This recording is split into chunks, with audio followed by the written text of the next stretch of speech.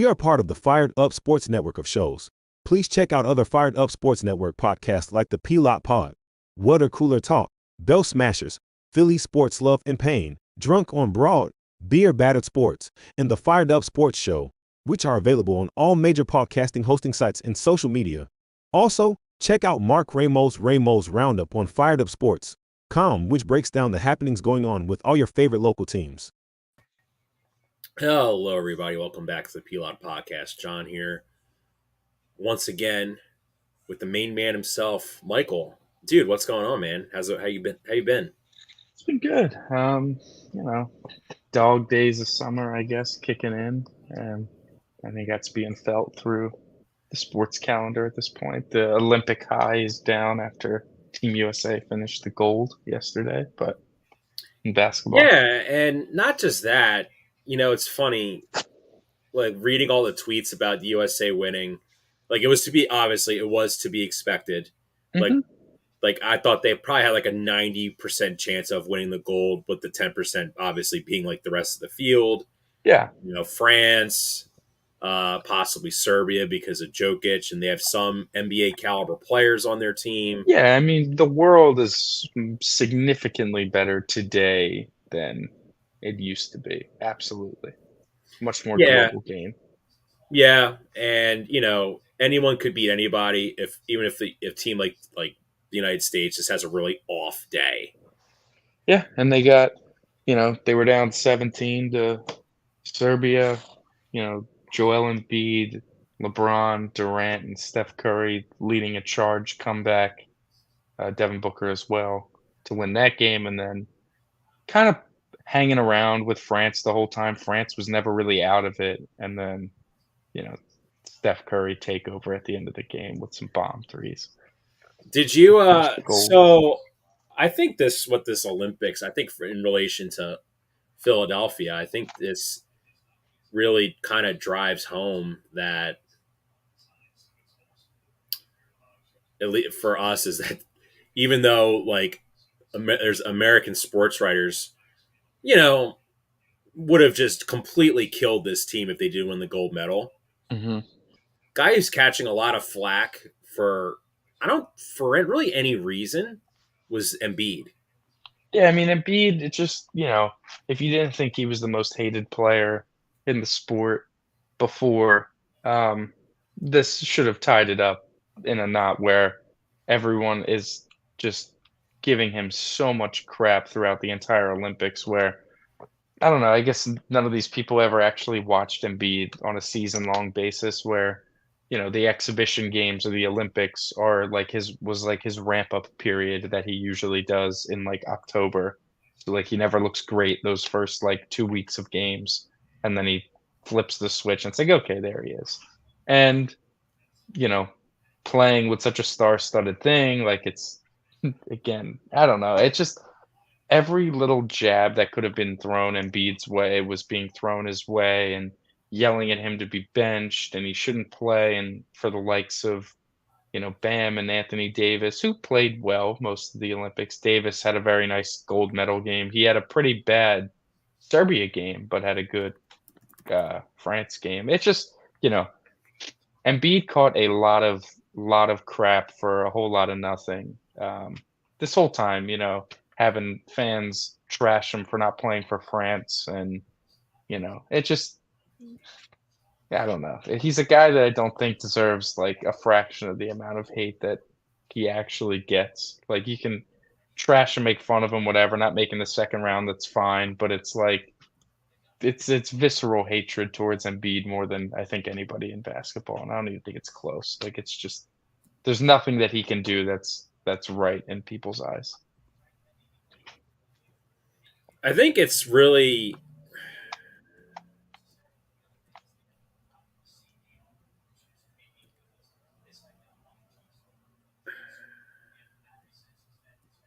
so obviously he was getting a lot of hate from France because Embiid could have played for France, even though Yeah, he's from Cameroon. And Michael, I know you're not like a big he's a into soccer. triple citizenship Well, guy. I know you're not a big into soccer, but if you ever watch like the World Cup when France plays, the vast majority of their players are not from the country of France. They're from countries that France conquered. yes, like Yeah. Senegal, like Cameroon, or like any of those like other countries, and it's like they're mad that they didn't choose to pick to play Play for for France, France. which Yeah, I don't know. I don't know. Maybe it's just me, but and then, yeah, God forbid if Joel Embiid wants to play for the country that's he's lived more provided than him half his life generational in. wealth. He's also lived, more than half his life here, raised this kid here, met his wife here, got married here, like all of it. It's everything. Will So provide him stability, give him, yeah. So it's like everything. it's really dumb. But enough, just general, I guess, basketball Olympics. Probably the coolest Olympics I've watched in terms of like I most watch men's basketball anyways, but like I think this was the best team I personally ever saw. And I think it's, right up there with the dream team. I think it's, I you would know, agree with that. you got the guys' ages, everyone was a little bit older, but you saw whose show it was when it was every day. It was okay, it's LeBron, it's Durant, it's Steph. Curry, and you got good support consistently from guys like Embiid and Devin Booker with the most selfless performance, basically doing what he did at Kentucky, being just great defender and knock down shots, and that's exactly what he did consistently. Um, but I think this was a really nice last hurrah for like this generation of NBA players, mainly being Durant, LeBron, and Curry.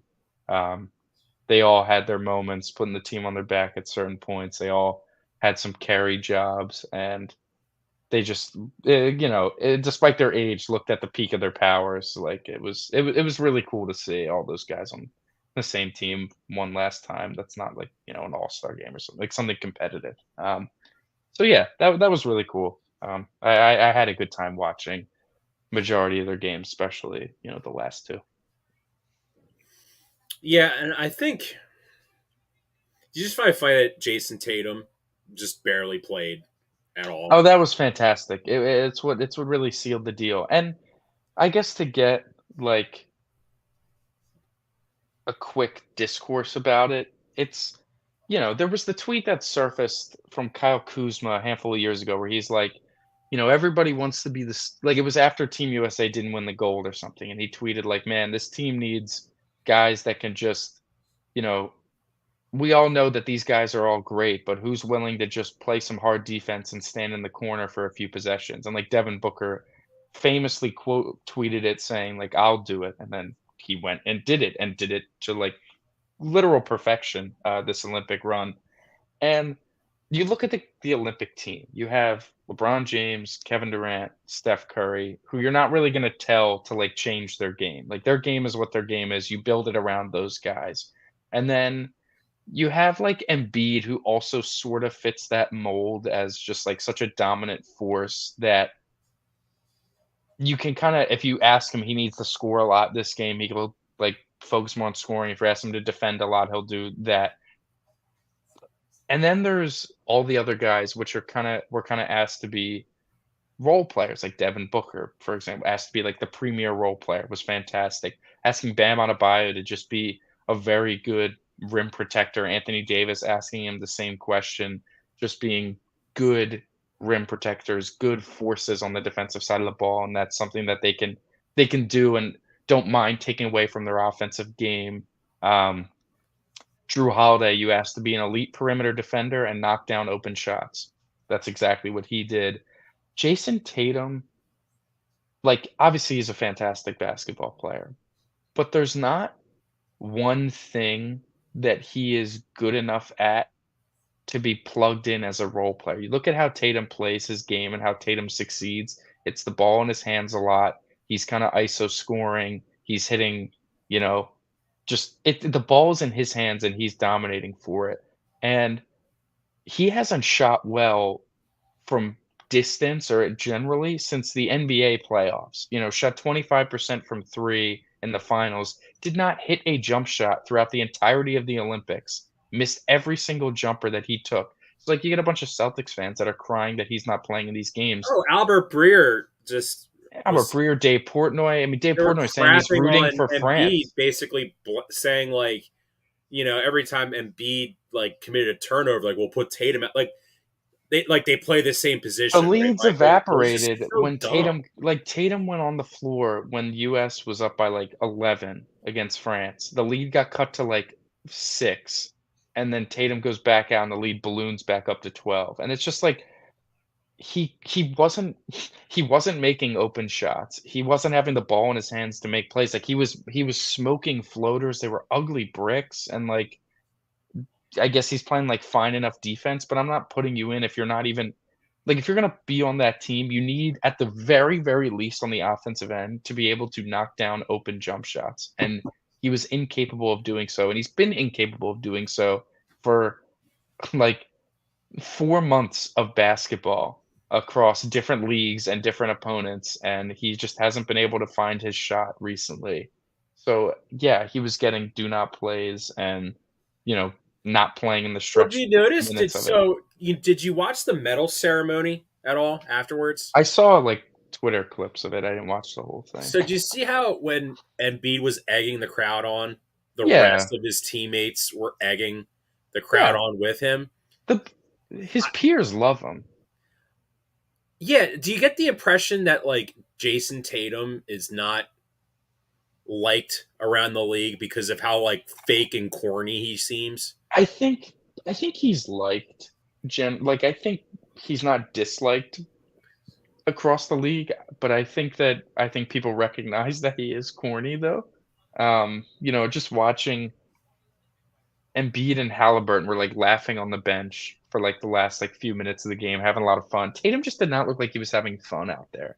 And that's like the big problem. Like he was mad that he wasn't playing and he was like kind of pouting about it. And you have his mom like tweeting or whatever, complaining about it. And then like, you see all the pictures that get posted of them all hanging out on the steps, and you see like Embiid's hanging out with like LeBron, Steph, and Durant, and like other guys are at the bottom, whatever. I don't know. Like Tatum's a corny guy. I think everyone knows he's corny with all the stuff that he does, Or and he's corny and maybe his numbers are inflated because he's in a system that can accentuate his positives and hide his negatives where you're playing Olympic basketball.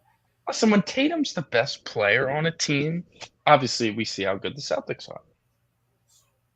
But it's the ball's in his hands, things run through him. His off balls, like he's able to just kind of shoot his way into a rhythm. He's a rhythm player and succeed off that. But when he's asked to scale down, he's not capable of it, and that's just not going to land you minutes when you're not, even out of a team of 12, like you're not even like the sixth best player on your team, seventh best player on your team. If you're not in that top echelon, you're going to have to tweak the way you play your game in order to fit the top like 3, 4 guys around you. But he was unable to do that. And it's like Steve Kerr wasn't going to run a bench unit that was led by Jason Tatum and like not Kevin Durant or Steph or LeBron. Like there was just, and he was doing that. And those minutes were terrible when all 3 of those guys were on the bench. Like that was awful, you know, rotations there by Kerr. He did not coach this team, I thought, very well. But what he did do well was not play Jason Tatum a lot because Tatum was I know we incapable. like hate this guy because he just is a pain in the ass for the Sixers. Why wasn't Eric Spoelstra the head coach of Team USA? I don't know. I don't know. He was on the staff, like he was an assistant, but I don't like it was Ty Lue, Steve Kerr, Spoelstra. I can never remember his name, but the head coach of Gonzaga. Like they had guys. It just for whatever reason he wasn't. Why is the I head don't coach? know. Why would you have a guy that can like his teams are always picked to win the tournament and they Yeah. never I don't does? know. It's they always have some sort of college mind in Like the there, I guess. UConn coach would have made more sense to be coaching the Team Oh, USA as Jesus, one of the assistants. I don't know if Dan Hurley can be an assistant somewhere. That's psychopath. He'd be Yeah, screaming good at point. guys. Good point. Anyway, yeah, I listen. It's a great day for the Celtics to get humbled a little bit. Oh my god, Like beautiful. like his parent like obviously his representatives are pissed because whatever. Like He's getting no respect after they won the finals, and it's perfect. It could not have gone better. Tatum, he didn't win Finals MVP, which like he didn't deserve, but he didn't win it. Olympics not playing, and they still win the gold. Like it's like he's the only superstar I think to win a championship, and everyone's opinion on him has like gone down. Yeah, he's the NBA Brock Purdy from the perspective that he's just been. Listen, I know like the counter argument is, well, how's it his fault? He, has had all this great coaches, and No one's he. but it's we all everyone watched all the games, and from what they saw, like Tatum didn't look like the best player on the court in the biggest moments. And yeah, he's the best player on the team, but no Finals MVP, no Olympic minutes, like substantial minutes. Everyone, I think, is understanding of Tatum's very, very good, but the Yeah, because it's team like, around him was look at the massive. players he was playing with, like LeBron. Like LeBron Mhm. wins NBA Finals, has the 4 triple doubles in the finals, or Yeah, Kevin Durant drops 50 points in key Game 5 victory, yeah, or big shots down the Steph stretch. Curry bangs down 3 threes in the final 2 minutes, and the Warriors win their whatever NBA title. He's never had that. No, he hasn't, and that's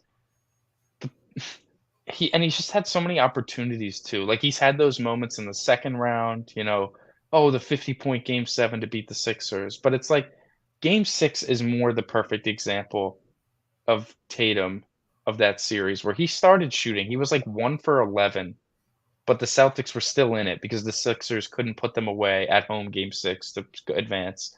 Dude, Celtics were in it the entire time, Malcolm and then Bro- the fourth quarter, he takes over, has 16 points in the fourth quarter, and it's like, wow, what a fourth quarter by Tatum, which is true.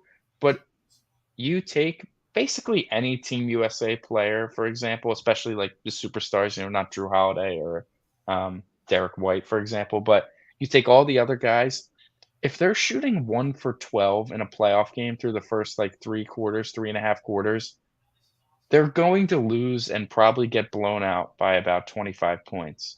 But the Celtics, comboed with Sixers incompetency, were able to hang around in these sort of games, and they are able to hang around in a lot of games or be ahead in a lot of games. And then Tatum can kind of boost up and pump up the stats in the fourth quarter. And all of a sudden you're like, oh, Tatum had 23 points and 9 rebounds and 7 assists, and the Celtics won by 24. But the Celtics were up by 24 the entire time while Tatum was shooting 1 for 12. yeah, dude, like that's the thing is like A lot of other superstars cannot afford to, at what was truly in the playoffs, consistently putting up bad shooting performances and still win games. It's not like, oh, this happens to Tatum like once every whatever. Like it was happening like constantly where it's like, all right, let's take a look at the Celtics score. Oh, the Celtics are beating the Cavs by, 19 points. Oh, let's look at Tatum's box score. Tatum's like 3 for 12. And it's like, Jesus Christ. Like, and then you you, look at the end of the game, it's like, oh, the Celtics won by 18 and Tatum finished with 26 points. And it's, to me, it's like he finished like 8 of 23. it's almost like when he has to face a good defense, or when the opposing team just has drawn up plays to counteract what works for him in the regular season. He can't just like power through or just be like, F it, I'm just gonna knock these shots down. Like even with Joel, when they were like the Knicks were like double teaming him constantly, Mhm. he had he had facial paralysis. He still Yeah. dropped like 50 points in a Well, he had game. the 50-point game 3 to, get a series win on them or Yeah, get a, yeah, yeah. you see what I mean? Like he still Mhm. like powered through it. Yeah. You know, you're not going to double Tatum because of all the talent they have on the court. You're just not. Yeah, and everyone's capable of knocking down open shots and all that sort of stuff. Yeah. So yeah, moving. So let's just move on. Yeah, This enough is about a football show, so we're gonna have to pivot to talk about football last today, which is going to lead us to talk about oh boy. the Philadelphia Phillies, who Michael, 2 days ago when I was thinking about doing this show, I was going to be like, oh, you know what? They're kind of turning around a little bit. They're kind of getting out of the funk. They dominated the Dodgers for the most part, except for the one loss where they basically just Jeff Hoffman, kind of. We talk about like Ebbs in and flows. baseball, like correcting the median or not, like kind of Just ebbs and flows. like Jeff Hoffman's is like a 2 ERA reliever who had like a ERA below 1. Well, he's going to have to get to 2 somehow, right? Unfortunately, it was in a high leverage situation, and Jeff Hoffman is like the most high leveraged reliever in the Yeah, I mean, National League right now. Jeff Hoffman has been incredible this year, but his last like 4 outings has been pretty bad. Um, just not having it right now, pitching inconsistently back in Seattle, Dodgers, and then 2 nights ago, uh, leading off the bottom of the ninth, just throwing a cookie walk-off home run to lose to the Diamondbacks. It's just they're the Phillies are still very frustrating. You thought they were getting out of it, and then they weren't, and it seems like they're still in it. And I don't think it's an Eagles level collapse where they're just gonna be like this for the final, like basically what would be the final 3 months of the entire season, is that they would be this bad. So I do still think there's light at the end of whatever dark tunnel we're in, but it is frustrating. Like, as a team, since the All-Star break, um, they're hitting I just saw it, sorry. At the All-Star break as a team, they're hitting 224 with runners in scoring position. Like, that problem seems to be back. Brandon Marsh over his last, like, 40 games is a very poor hitter with a lot of strikeouts. Bryce Harper still really hasn't fully gotten out of it. Like, there's flashes every day that it seemingly is getting better, but he's not fully escaping it. Trey Turner's in a brutal rut right now. Real Muto's been pretty terrible since he's gotten back from the IL. There's 3 players that are hitting right now, and it's Kyle Schwarber, Alec Boehm, and Nick Castellanos, and everyone else is honestly, like, really bad. Like, it's not like anyone is fine. Like, everyone is terrible. Yeah, Castellanos was the most I think of all the hitters that we've talked about, we've maligned him the most because of his contract and the fact that he's been the most played player on the team all season. Yeah, but since, like, June 1st, he's had, like, a OPS, like, right around He's 800, so playing I like can't really 2023 Castellanos, where the towards the first end of the year, few yeah. months he was 2022 2. Yeah. Castellanos. Yeah, no, he's been a lot better. He's just and yesterday, like, obviously they got hammered 11-1 yesterday, but they had multiple times with runners on. Castellanos ended up making the last out twice. One time, hard grounder right at third base with the bases loaded and 2 outs, ends the inning. The other one with runners on, uh, first and second or second and third, and first pitch, 103-mile-an-hour rocket right at Eugenio Suarez at third base again. So it's like, sometimes it's just hard, you have opportunities, you're hitting the ball hard, you're just hitting it right at the defender, and that just feels like how the Phillies are going right now. It's just nothing's going their way. I think that now I think they're going to get out of this rut. This doesn't have the same aura as the 2023 No, Eagles. for sure I do not. think the concern should be are like the Diamondbacks to the Phillies, what the Phillies are to the Braves, where you just can't explain why they're such a pain in the ass for Jesus. the Phillies. And you're just like, you That would don't. suck, man. I mean, they have guys that don't play. Like, Nola has a career ERA of like 10 at Chase Field in like a And he handful wasn't of that starts. bad yesterday. Like, he wasn't No, good, but he defense, like, wasn't he bad. wasn't good, but like the defense didn't do him any favors. But then also, you can't you just got to keep the ball in the yard. Giving up way too many home runs again this year. I, no, nothing's going well, and ultimately, which I guess this isn't like the end of the world because it just kind of was the fact of the matter the whole time. is that when you look at the Phillies in a macro sense and look at the entire team and their strengths and their weaknesses and what makes them special and what causes concern, it's the same thing that it's been the last 3 years, where I think as a whole, you trust your pitching, you trust your rotation, and you trust the bullpen, you trust enough guys in the bullpen, and you trust your rotation to where on any given night, especially in the playoffs on any given night, you're probably going to be in every single game because of your pitching. And then you look at the lineup and you're like, this is a very, very good lineup. It's a pretty deep lineup as well. However, majority of these guys are rather streaky, and it's almost like they get streaky together. So when they're cold, they're like all cold. But unlike maybe some other teams, when certain guys in this lineup are bad, they are putrid. They are terrible. They are lifeless at bats. They are hopeless. And truthfully, a cold streak hitting at the wrong time can kill this team, will kill this team, and it's killed this team twice in two separate playoff runs.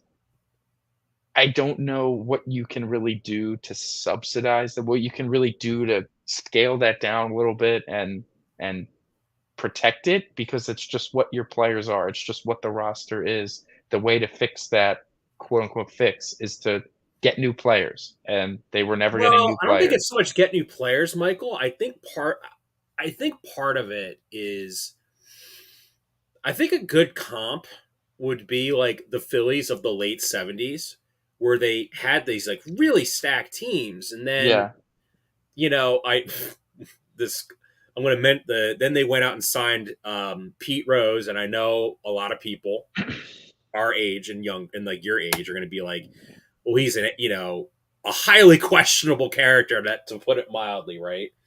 But a Listen, lot he of was a good baseball but player. all of his teammates basically were like, he was just kind of the guy that was just be like, when we would like struggle, he would basically like snap us out of it, basically.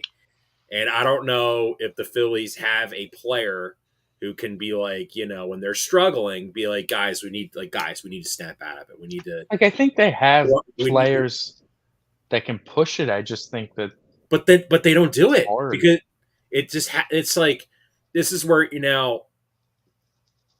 like you mentioned Brandon Marsh. I like Brandon Marsh. I think Brandon Marsh is a pretty I good know you, baseball player. I know you like Brandon Marsh, but now like I'm kind of looking at Brandon Marsh since he's gotten here.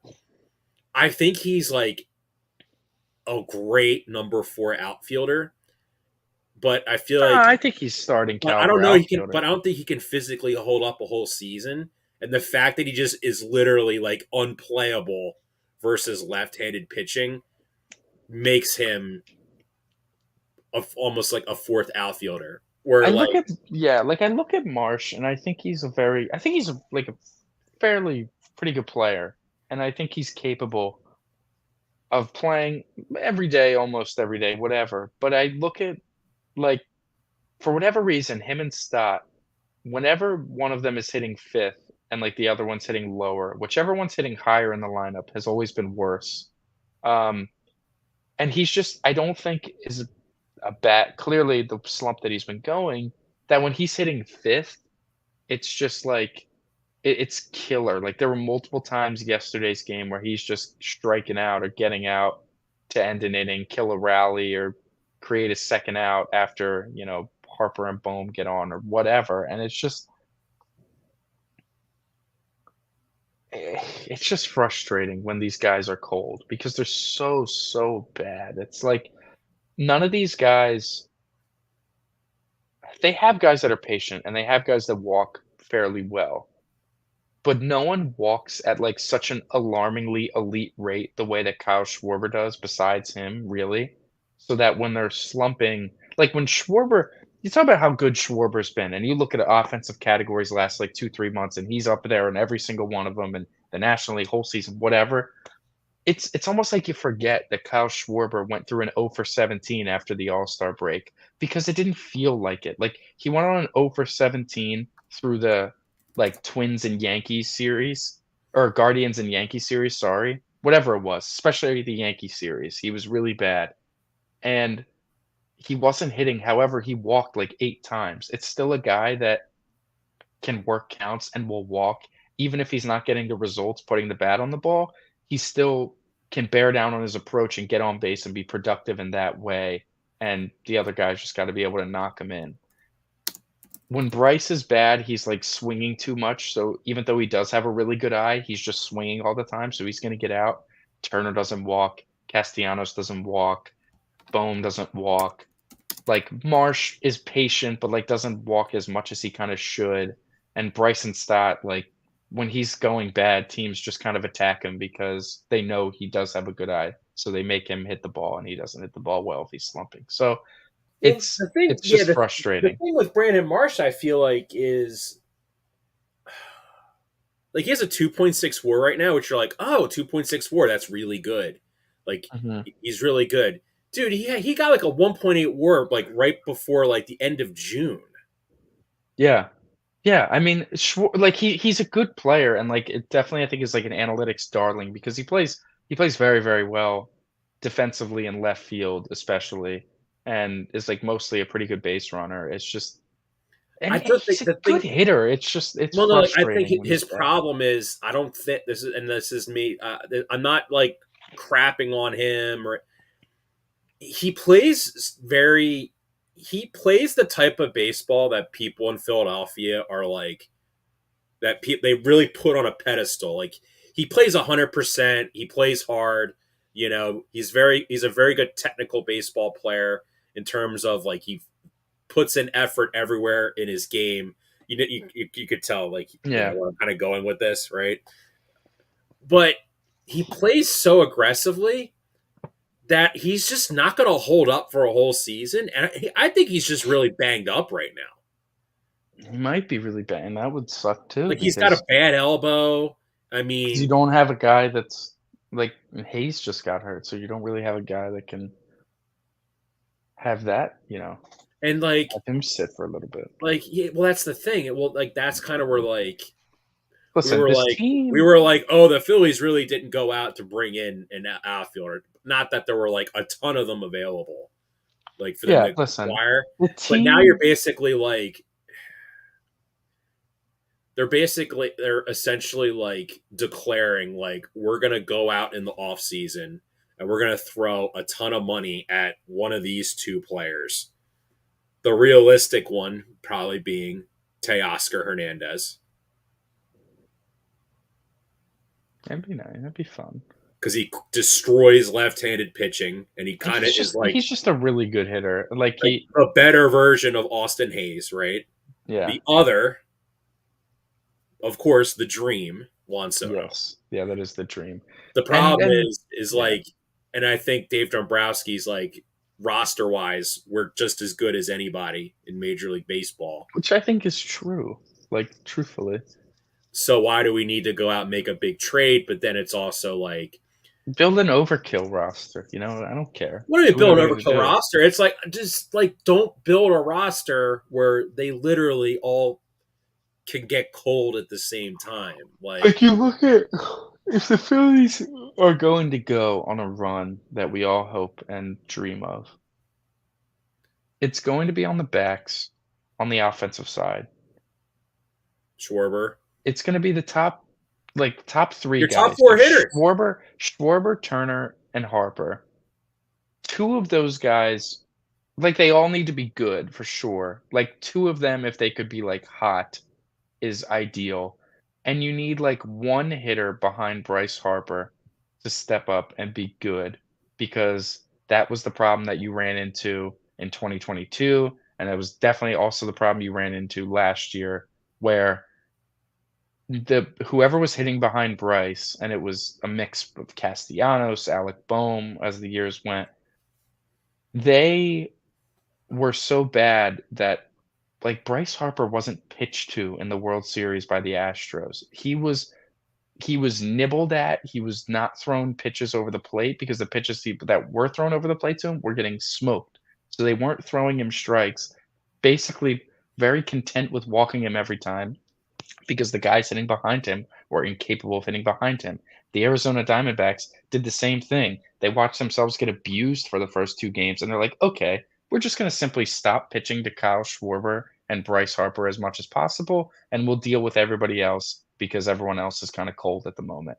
And ultimately, Trey Turner being terrible and 4 through 9 being terrible led to the Phillies' demise, where Bryce Harper was given like one pitch the entire playoff run after the fact in game 7 that he just like a centimeter higher contact point of the ball's going 500 feet, and the Phillies probably win game 7, but he just gets barely under it and flies out. Every other time, though, Alec Boehm had a terrible series besides game 7, weirdly enough, but every other time, it's like Harper's getting walked and Boehm's getting out. Like, it's just and the series getting that game's getting killed, and Bryson Stott comes up, Bryson Stott's getting out. The kids were terrible, and they weren't able to kinda build off of it. So if, your top 3, none of them can be asked because we saw when Trey Turner was bad that they were just attacking him and he was giving them free outs.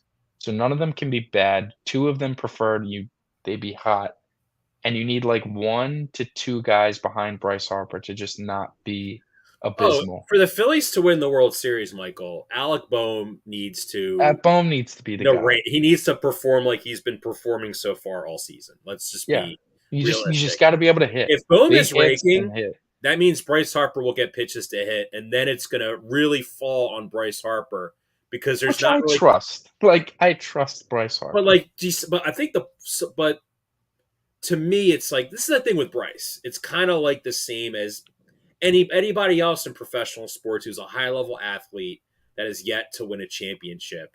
It's like they get sometimes a lot of the time they get blamed for things that are out of their control, right? Mhm. You know, if Bohm hits like over 400 in the postseason, and then Bryce hits like 150, like if he pulls a Mookie, then he's just going to get kind of justifiably so ripped. Yeah. No, Bryce can't have a bad playoff run this year. Absolutely can't. And especially if Bohm is, and even Castellanos, hey, that'd be freaking nice if he could hit in a playoff series besides the Braves one last year. But yeah, if Bohm's hitting especially, Bryce needs to be able to be a relied upon dominant best player in the world type of hitter, which I know he's capable of doing, which he's done through both playoff runs at this point. He's been that guy that you can just like, okay, I know this ball's getting smoked kind of every single time. And he needs to do that again. It's annoying because we sit here and we get up here and we talk about the Phillies, and it hasn't been fun for a little while now talking about the Phillies. And listen, we always knew looking ahead when the schedule came out that August was going to be a pretty hellish month, I think, the whole time. We looked at August and we were like, you're just finishing a series at home against the Yankees.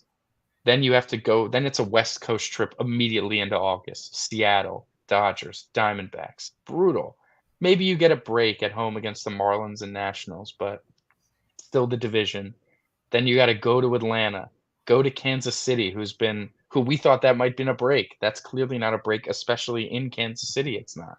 Then you come back home for a treat with the Astros. That's terrible. And you finish the month at home against the Braves. That's not fun. It doesn't matter how much the Braves are floundering, how lost they look. It's still the You really Braves. don't want the Phillies to be like the team that's going to get the Braves back in it. Exactly. And you look at the way the division's going. Yes, they're still like what 8 games up on the Mets in second place, and the Braves are Not right through their behind own them. success, it's through the incompetence of the other two teams. Well, not the Mets. Well, I guess the Mets' early season incompetence, Like but the they've Eagles been would have won the division if the Cowboys were not good last year. exactly. So the Phillies play the division a lot to end the season. They haven't played the division in a while, and they play them a lot. And if they don't take care of their business against the division, their division lead will very quickly Yeah, the evaporate. Marlins have now devolved to a AAA team. The Phillies, they have 10 games against, sorry, they have 7 games against the Braves remaining and 7 games against the Mets remaining. Those are massive 14 games that you need to really be, like, 10-4 or something against those in those 14 I games just to really don't. Yeah, and we haven't even mentioned this guy's name yet, dude. I really don't want to have to talk about a does Rob Thompson return as the manager next year conversation. I yeah, because I get it, and if people would be mad or whatever. I talked about how, I went on these whole tirades about baseball managers and how more or less they actually, you know, do some things. If I actually felt Well, Rob could the improve in manager of the certain regards. Rangers. Yeah, I mean, if I could talk about how I think Rob could be better. I think Rob's bullpen decision making is, like, pretty good. I think he kinda pushes the right buttons on the most part. I think his issues come with being a little slow to tweaking the lineup when it's slumping and honestly not being aggressive enough with pinch hitting, especially when it's, like, a platoon day and you're starting, you know, Sosa over Stott, and then I know Stott's been struggling, but it's like not having letting Sosa hit against a righty when he's struggled against righties all sorta year, and it's just, like, little things like that Well, where I yeah, think yeah, he was on the Yankees, dude. Like, who are the Yankees pitch hitting when he right, was it's there just with like A Rod, Jeter, Teixeira, exactly, so Cano? Who are you he pitch hitting? needs exactly, so he needs to be a little more aggressive in that regard, but ultimately, you look at it and it's like, what the hell is Rob Thompson gonna do when Bryce Harper's slumping? What can any manager do if Trey Turner and Bryce Harper are collectively being garbage? There's nothing that any manager on planet Earth can do to fix that. Like, they just I need to think what get the better. manager can do is when everyone collectively is not hitting and they all look like they're about to like shit themselves. You just Mhm. need that guy to be like, boys, like it's like we need to relax, like we need to take control of at bats.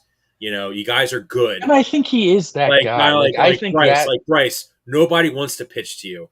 Wait yeah. for your pitch and just be patient. Stop pushing at the plate. Like things like that. And I'm sure he probably I does think it. he does it. It's just, If they're the not results.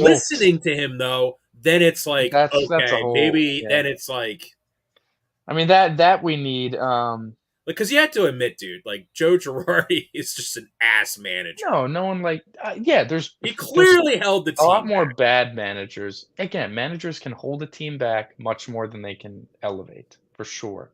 And listen, until we get like some sort of Eagles type leak where like there's a story that comes out that there's rumblings in the Phillies clubhouse of disapproval of Rob Thompson, then I think that conversation can come up. But until that happens, and the closest thing we have to it is Taiwan Walker liking tweets saying he should have pitched in the playoffs. Like, if that's the only Rob Yeah, Thompson nobody. criticism from Okay. inside the clubhouse, Well, that's my point. You know what I'm saying? Like, the Eagles, so every other year, the Eagles have a leak story that comes out that there's an issue with the quarterback, dude, there's an issue with the coach. what if they fire Rob Thompson and then they're like, let's bring in Dave Martinez to be the Phillies? Oh, God. I don't want that. They're not doing that, and I know they won't, but Jesus Christ. Yeah, until we start getting stories of, oh, there was a contingent of Phillies players that were very, you know, annoyed with like, then I think there's issues that arise, but I don't think that's ever gonna really come up, so I No, I think don't think that's the problem. I think the you problem and is I the best players can aren't I hitting, like, can it's just Michael. Now you understand what me, your dad, my dad, Joe, Birdie went through in like the early 2000s when the Eagles would like never get a good wide receiver, and you're just like, Mhm. why? Why do they Yeah. keep doing this? And then they just fall short, and you're just Yeah. like, you just know if they, and it's like, It's frustrating to be this consistent, like, have the team that's good enough, have the talent that's good enough, and you're coming up short for similar. It's just it's frustrating. It's just the It's nature like of the team. because it's funny. People love the everyday players on the team, and I talk to some people, and Oh, they're that just is some of like, the most universally and loved team and ever they're the just city like, had. I want the Phillies to build the greatest bullpen in Major League history. And it's like, you don't need to do that to win. You just need to go out and get another piece that can not go 0 for 80, Hmm. at a time. Yeah, You yeah. know, I hate and it's like the Phillies are, especially with their farm system, dude. Like, look at what the Phillies ultimately gave up to make. They were the most aggressive team, or one of the most aggressive teams at the trade deadline. Not the most, but one of the most. Yes. One of the most, right? And like, they didn't nuke their farm system like the Padres did to improve their team. Yeah, I think the Phillies had a pretty good deadline, all things considered. Like, truthfully, I do. They're gonna get guys back. Like Taiwan's gonna pitch Tuesday, which everyone and their mother is now excited for Taiwan. I don't know, maybe whatever. Turnbull had a setback, but he'll be back pretty soon. I bet everybody forgot about Spencer Turnbull. And Ranger is, I think, pretty close to coming If back. you So add Spencer Turnbull to the bullpen, remember everyone was bitching about him in the bullpen? right, and then he gave him a spot start. You tried to push him, and he hurts himself. I don't know. It's I'm telling maybe Spencer Turnbull out of the bullpen because would be everyone pretty is good. beating up on Junior Marte, and I get it. I get it. Junior, he's still like the eighth best guy in the bullpen. The eighth best reliever on any given team is simply going to be garbage. There is no eighth reliever on a roster that is When the good. Phillies win the World Series, hold on. I'm sorry, Michael. Keep going. So, like, I'm when gonna. they acquired Junior Marte, I remember being excited because I was like, "Ooh, his stuff looks gross. His advanced numbers look gross. Like, he's a guy that I think I trust the Phillies pitching factory to kind of figure out." And guess what? It didn't work out. You're not going to have an 100% success rate. But Junior is a guy, or Junior, I guess. Marte is a guy that Junior Marte. he he's a guy that obviously he's not very good. He's not going to be trusted to get big outs kind of ever. However, he does have velocity and other stuff that if needed to get big outs, there is hope that maybe one day, maybe today he just is going to have good stuff and he's going to be able to get out of a good inning, give you a good inning when you need it. And if that's what your eighth reliever is, it's going to be a volatile, like maybe he's really good, maybe he's really bad.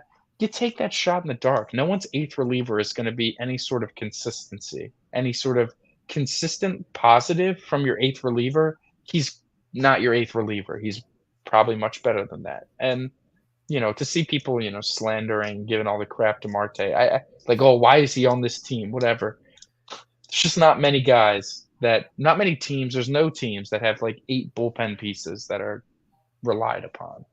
So, So I have the 2008 Philadelphia Phillies roster pulled up from Baseball hmm Reference, and like, now granted, Michael, they had 25-man rosters, not 26-man rosters like they do right. now, right?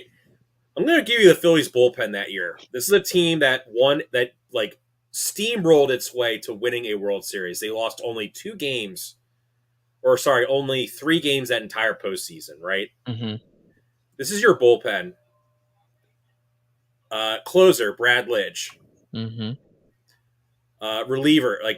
Relievers, Chad Durbin, 2.87 ERA. Ryan Durbin. Madsen, 3.05 ERA. hmm Clay Condrey, 3.26 ERA. It's very JC nice. Romero, 2.75 ERA. hmm Rudy Cianez, 3.53 ERA. hmm Uh, J.A. Happ, who was used as a He long barely reliever, played. Yeah, he barely barely played. played. Tom Gordon, it's trash, 5.16 ERA. Yeah. Trash. Scott Air, lefty specialist, they brought in from the Cubs, was pretty good for them, Yeah. actually. 1.88 ERA. Now we have so we'll just say Tom Gordon, like Flash Gordon, was their last reliever, right? He did, hmm he got a World Series ring for that He's season. a closer before. Yeah. Yeah, he was just trash. Like, if you're going to replace Junior Marte with like Spencer Turnbull, and if Spencer Turnbull looks like he did earlier in the year, dude, that's a huge move. Like that is a very net positive move. Yeah. So listen, they're gonna get Walker back, which that'll finally give you hopefully a little bit of stability in the back end of your rotation with your fifth starter. You'll get Ranger back probably soon thereafter, which like by the way, this whole back injury thing, this is just giving him as much rest as possible before the playoffs because he needs it. And Listen, I'm a fan. I like it. I'm yeah, glad. it's been nice. And you know, that'll help everybody out if those guys, especially Ranger, is like back to what he looked like. That'll help everything out and make everything feel a lot better. Getting, you know, Turnbull, but getting Walker back will be nice. You know, it's not Tyler Phillips out there, you know, who just was a fun story, but he's just not good. And it's not Kobe Allard at the very least out there, who actually is horrible. Yeah, and So that'll all come back Tuesday, anyways. right, yeah, we're gonna like laugh. We're gonna look at the end of the season. Hopefully, be able to laugh on this period of time. Oh, that'd be nice. That'd So, be good. Michael, this is a football show. You know, and we just went through the first official week of the preseason. I don't count Not the Hall Hall of of Fame Fame game. game. We don't count that. So before we go into the Eagles, they're having a lot of things that went on this week in preseason and like sort of off the field stuff. Yeah. First things first. So probably this one thing that's really affecting fantasy football and how you're going to draft is Yeah. a certain 49ers wide receiver, Brandon Ayuk. So from all the reports that we've been reading, the Patriots and the Niners had a trade agreed upon, which was nixed by Ayuk because he refused to sign a $32 million a year contract because he felt the Concerns. Patriots quarterback situation was very uncertain, which he's not wrong because both of their top two quarterbacks are rookies. Yeah, like it's rookie situations. Obviously, you're getting yourself into. It's as a matter of how much you really believe in Drake May, and like I think Drake May will be good. I know he's had a rough first go at camp or whatever, but listen, if Brandon Ayuk doesn't believe in what they got going on over there, no, okay. So that doxed. What are the other offers that have been seemingly doxed The Browns trade was nixed by Brandon Ayuk for like the same reason? because he just did not want to go to Cleveland, Yeah, and that was going to be a where little he bit would be the more. number one receiver, Michael, Yeah, because they that was were going to be a going little more to blockbustery. ship back, which I think this is absurd of the Browns. They were Yeah, going to trade Amari Cooper, a draft second round pick, and a fifth round pick. A team that's like basically nuked almost all of their draft capital to get the yeah. creep. They're going to send more picks to basically make Get a a receiver semi that's like, lateral move. yeah, that like they're pretty much in the same, I think, category. And like, if I was the Niners, like that would have been the trade I'd been pushing to make. I mean, Jesus, you can get Amari Cooper out of it. Like your team's not going to take much of a hit at all. But he didn't want And to I, go I play at the think for the creep. Browns, like for the future, like Amari Cooper's 30. Yeah, like he's not. He's not. I mean, listen, Amari Cooper's been incredible since he's gotten to Cleveland. 2,400 yards the last two seasons. He's very, very good. Brandon Just Ayuk's 26. So one guy's entering his prime, the other guy is in the middle of his prime. But primes in the NFL are so volatile because you don't like descend, you can just lose it all at once. right. Right? So if But they're regardless, doesn't seem like that trade's happening. that trade's not happening.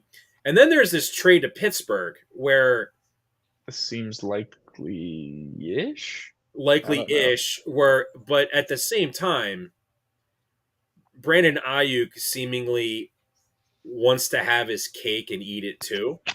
Like for Brandon Ayuk to turn down $32 million a year is kind of crazy because I feel like I don't know if he would get that as a free agent just because He's trying to. find a balance that fits for him where he's getting paid enough that he feels he deserves, plus playing with a quarterback that he deems good enough. And, like, if the quarterback situations in New England and Cleveland were not good enough, I I think that the quarterback, I guess the contract in Watson makes it worse, but, like, the quarterback and situation in Pittsburgh might be worse than the other 2 places, Uh, and from a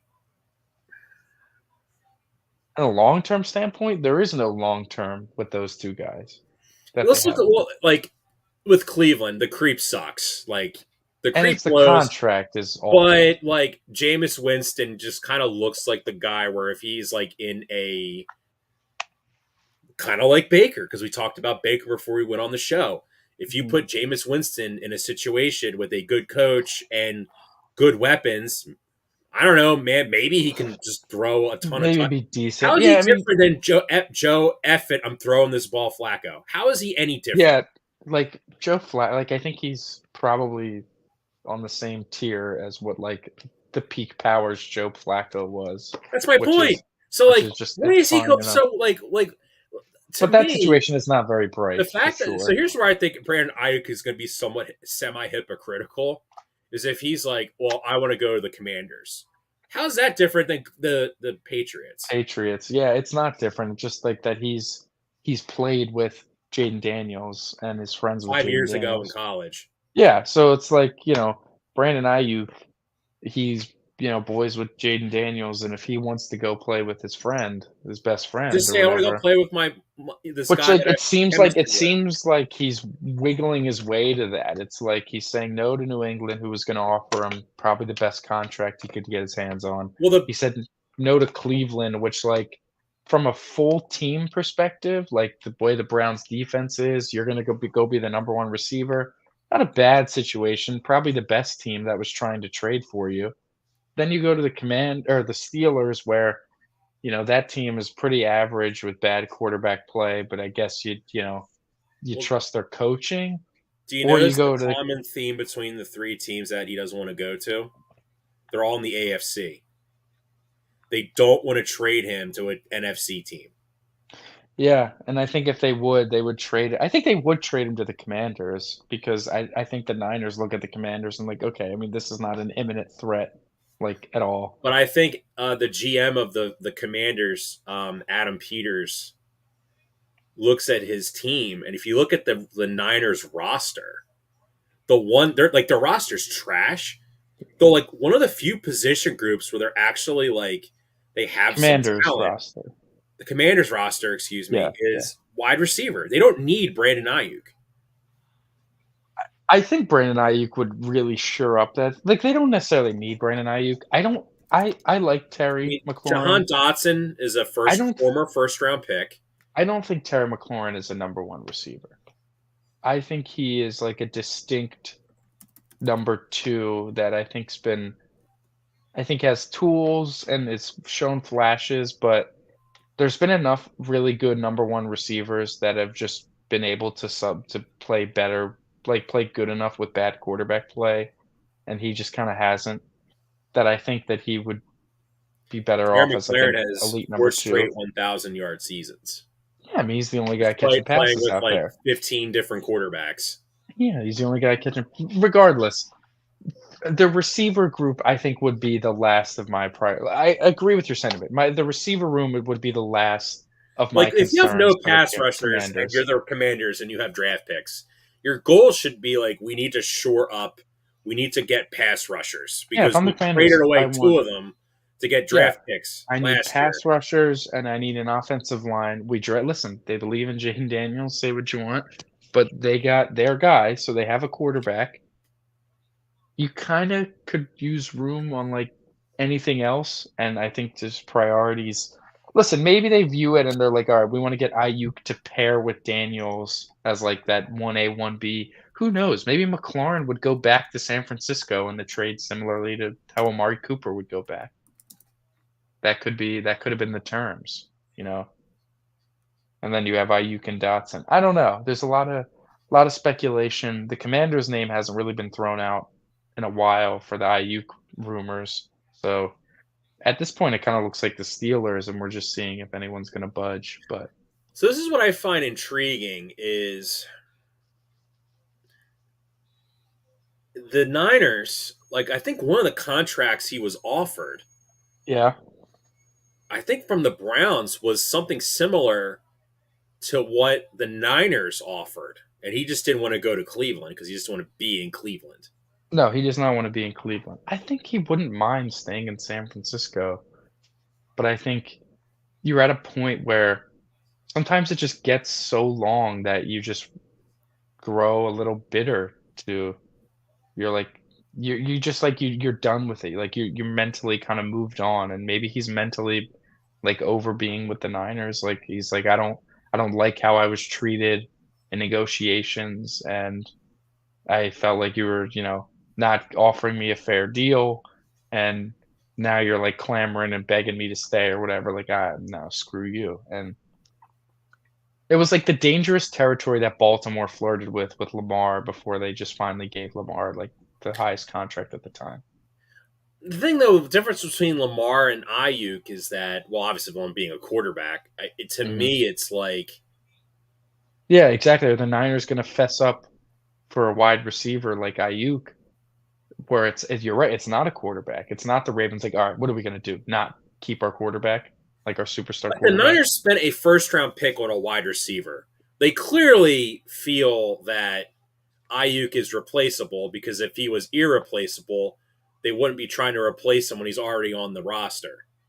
Yeah, it's not like Seattle drafting JSN when Tyler Lockett's like getting up there in age, and it kind of makes sense. It's like Debo and Ayuk are just rather young pair, so drafting a third receiver in the first round, it'd be like if the Eagles drafted a wide receiver in the first round this year, we'd be like, well, shit, are we not keeping Devonta Smith? Like, This is and we'd exactly. People are like, we'd oh be my having God, a meltdown.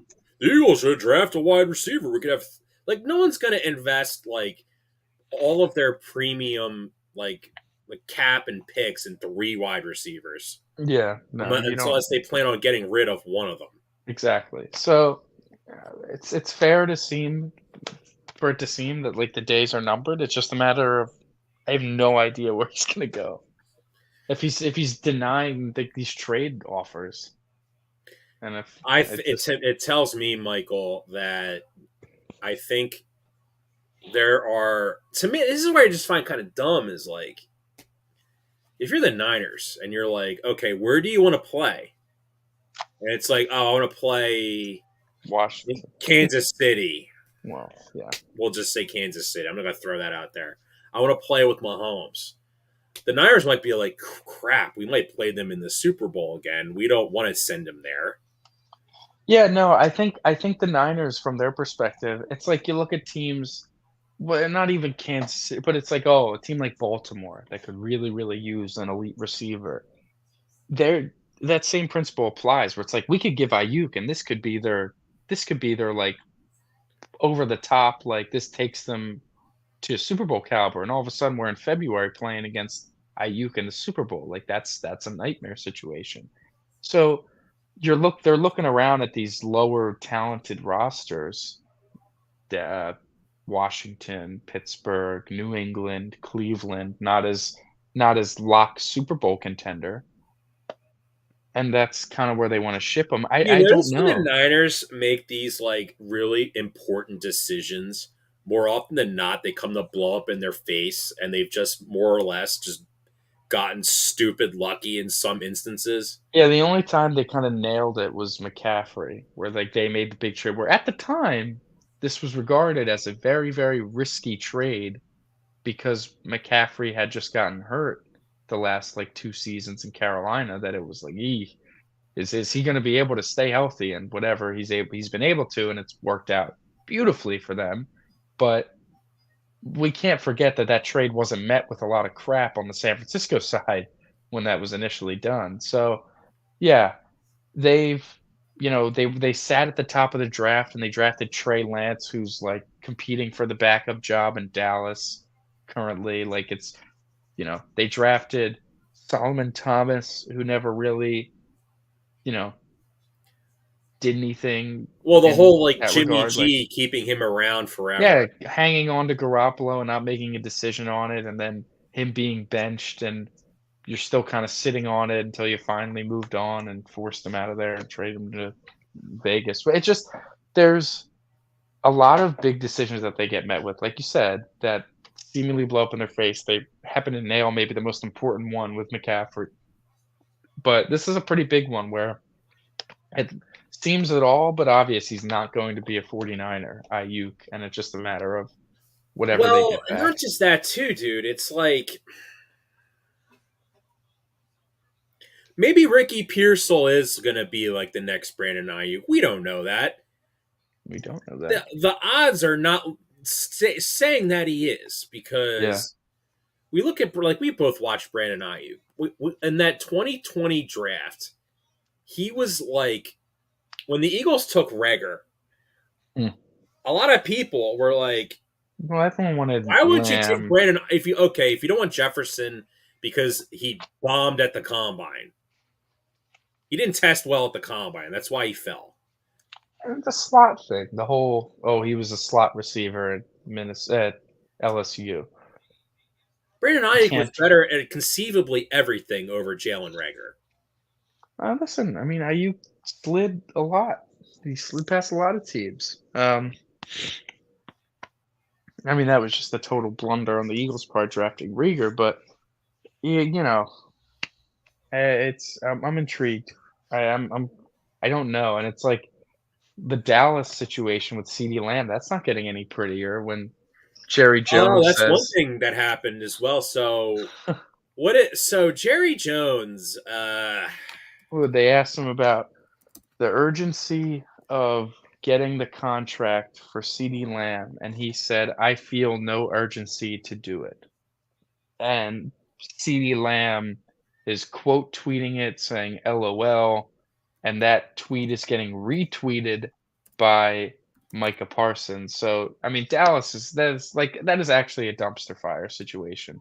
Your 2 of your 3 best players are are tweeting at your owner basically, like, complaining.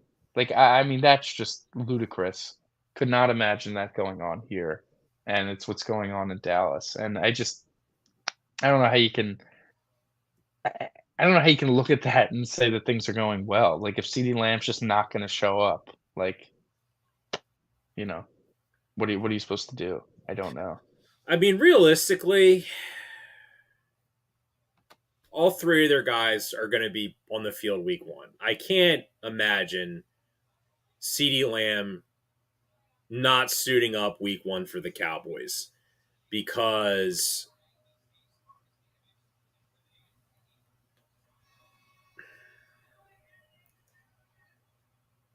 it would just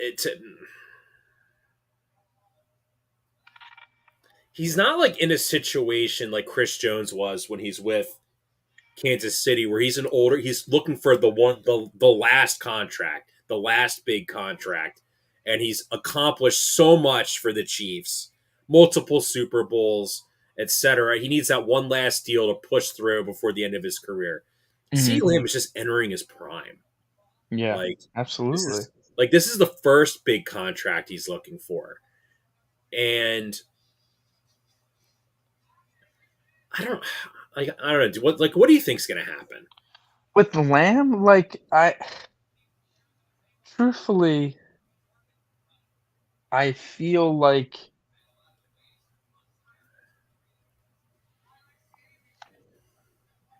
I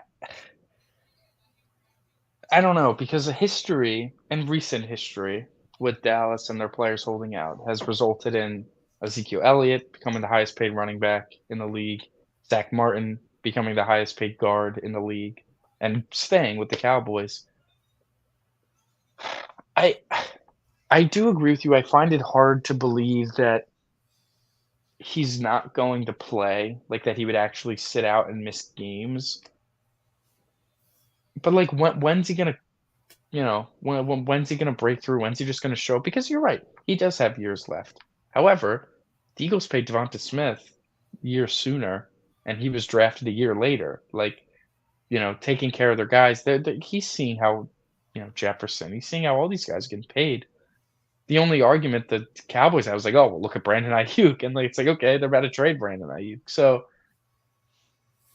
do I think they're going to trade CD? I actually don't know because we've been talking about this for most of the summer now, where it's like they have a decision to make. They got three guys that all want to be paid a lot of money, and it's going to be difficult at this point. They've clearly shown they're unable to pay all three of them, and utilizing like smart cap manipulation, like the Eagles do, in order to afford all these guys in the short term, and kicking money down the line and all that sort of thing.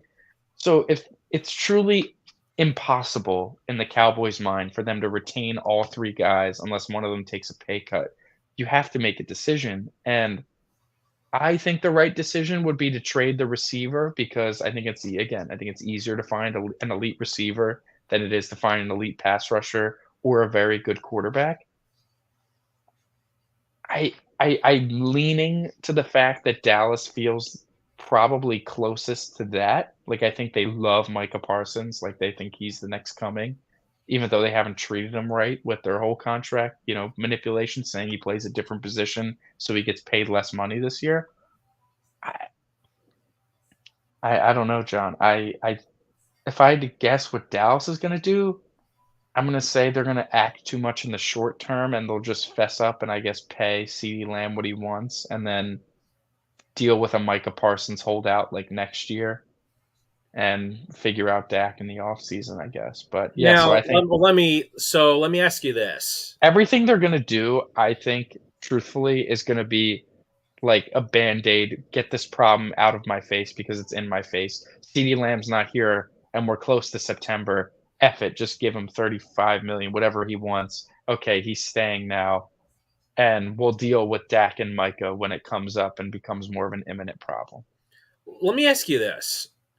With Jerry Jones in particular, do you think he is just becoming a senile old man and he's just Yeah. completely tanking this whole situation? I mean, listen, the Cowboys, there's a reason that they've had such little success since the salary cap got implemented. I don't think Jerry Jones is very creative and smart with contract situations. Like, he's just not. Like, it was a lot easier for them to win Super Bowls when they could just kind of throw money out willy nilly and not have to worry about anything. But now that you have to be strategic with your money, they haven't made it to a conference championship game. Do I think Jerry Jones is senile? Like, yeah. Do I think he speaks his mind and whatever? I also believe that too, and it's why we're in this situation because I think we've said this before on the show. I don't know if Jerry Jones speaks directly to players like CeeDee Lamb. I don't know if they've had conversations about their contract directly or if it's been through like agents and whatever.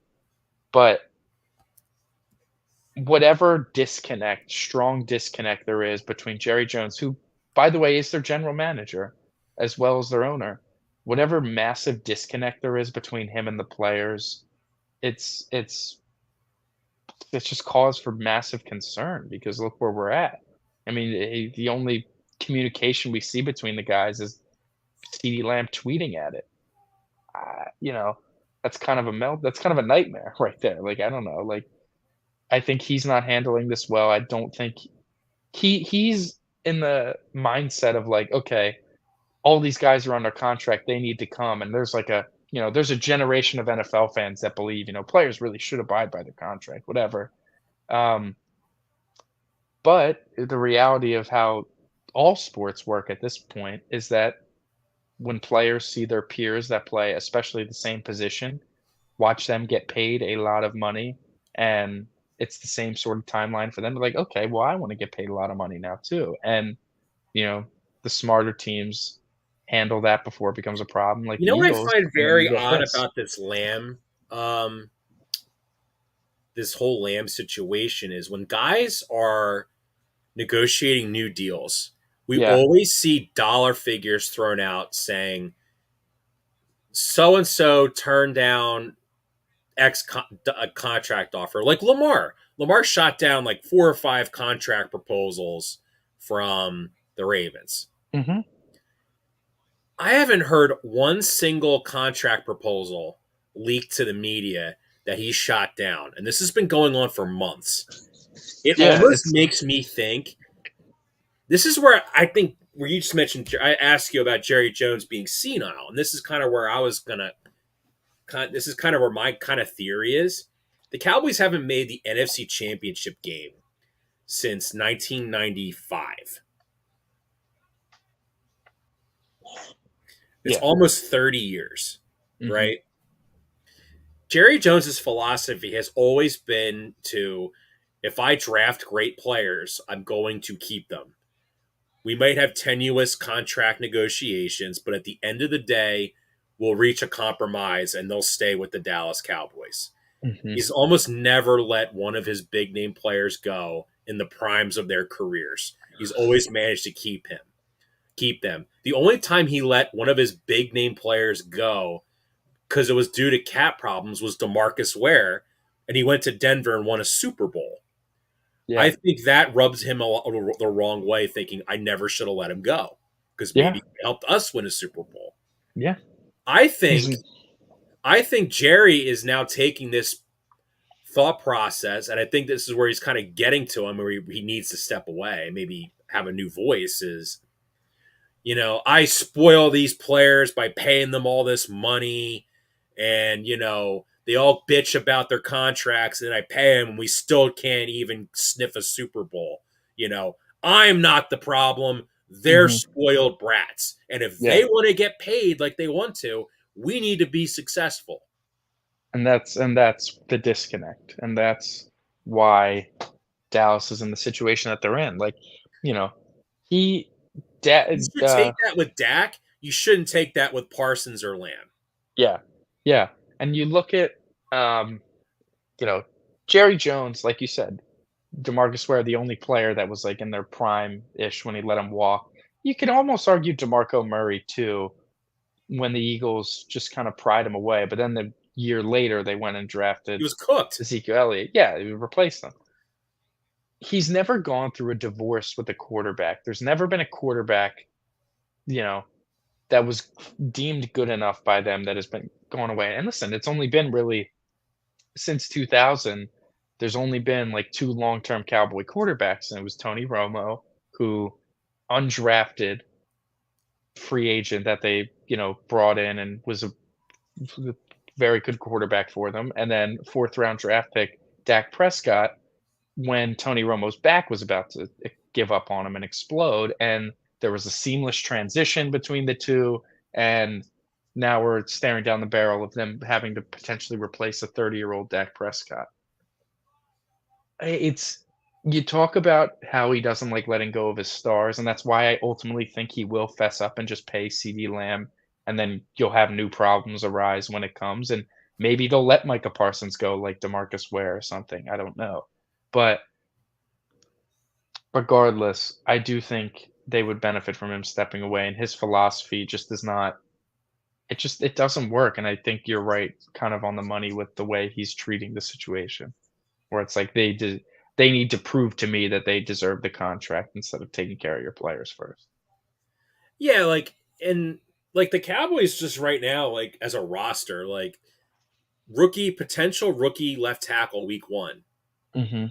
who people link to the Eagles because of the Oklahoma connection and the fact he's just gigantic, and Yeah. the Eagles just had no interest in him. Michael, they just had zero interest. Yeah. Potential rookie center. Remember when they played the Cardinals last year when they were missing Tyron Smith and Tyler Biadasz? The 2, Dallas? Yeah, Yeah, yeah, and they lost. Yeah, yeah. yeah, Josh Dobbs. yeah. Remember how bad offensively they were? They're Yeah. getting cooked by Jonathan Gannon. Mhm. Mhm. Yeah, there's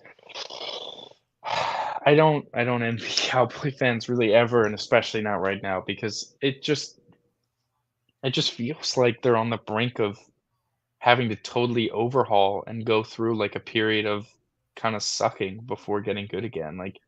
Well, I think part of the issue too, it's to me, it's I think we both talked about this with Ben Johnson of the Lions. Um, when he shot down the Commander's job. I think They're he waiting had for the the Cowboy season. job, but I think he's like, if whoever doesn't win the NFC East, that coach is getting fired, and they're gonna call me like 5 minutes in after they fired him to look to hire me, and then I got him by the balls. yeah.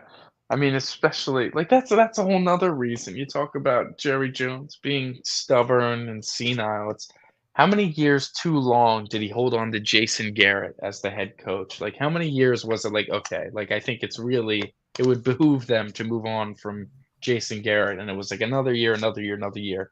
And then they went and did the most cowboy thing ever, and it's okay, Mike McCarthy. And how many more times are we gonna watch them come up small in a playoff game, especially in such an embarrassing fashion, the way that honestly all of the McCarthy era playoff losses have been highly embarrassing.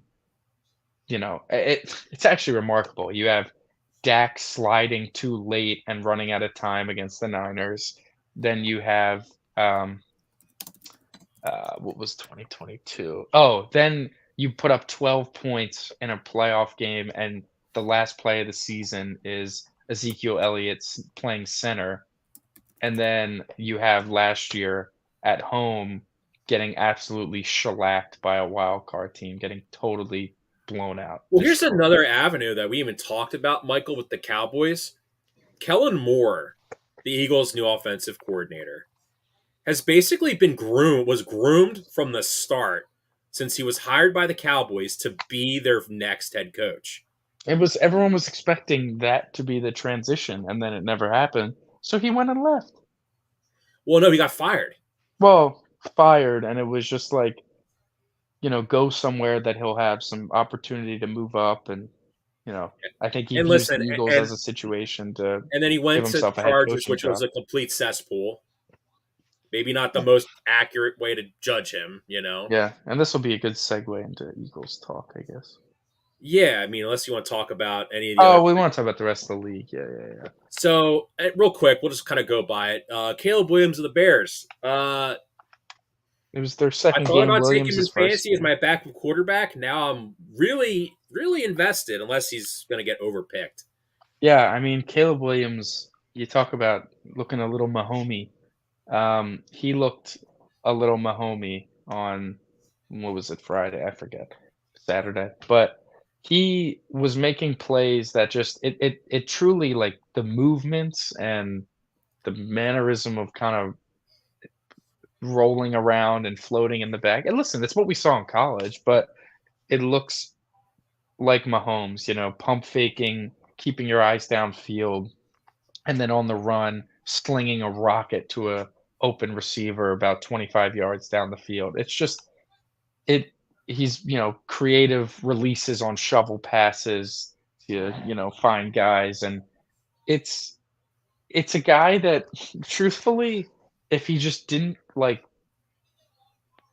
have such a personality that he does where like, oh, he paints his nails and whatever, this guy would have been deemed like the next coming of Christ coming out of the league. But since he has some, whatever, there Well, was he a had lot a of people down year slandering last year in for it. college, which is why, even though he was picked, I he mean, was was it a down year? Like the team wasn't winning, but statistically it was still ridiculous. Like, no. Well, the year before, he was like one of the greatest college quarterbacks, like in the history of collegiate athletics, and then it's really hard to yeah, I follow mean, that up. So he it had, was like, like last year, I don't know, he played 12 games, had 3,600 yards, 30 touchdowns, 5 picks. I get it. The year before was insane, but like everything was still about on par with like his attempts and stuff. In two yeah, it more wasn't. games, like this is actually kind of ridiculous. So in two more games the year before, he played 14 games. He threw 500 pass attempts, and then the following year in 12 games, he threw 388 pass attempts. So in 2 games, he threw 112 less passes. That feels absurd.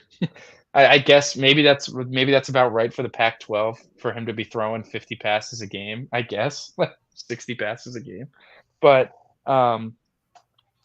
yeah, I guess statistically it was like a slight downturn, but It felt like that off the field stuff I was think it's bothering amazing that he analysts a lot more. showcased more arm talent in a single preseason game than anybody the Bears have ever had in their franchise.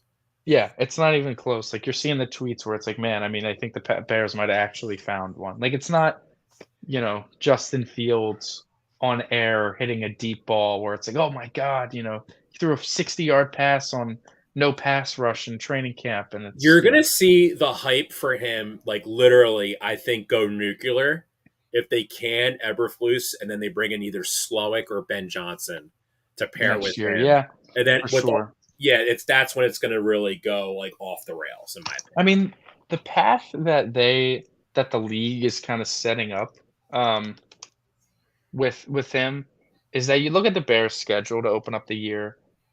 Titans, Texans, Colts, Rams, Panthers, Jags, Commanders, Cardinals, Patriots.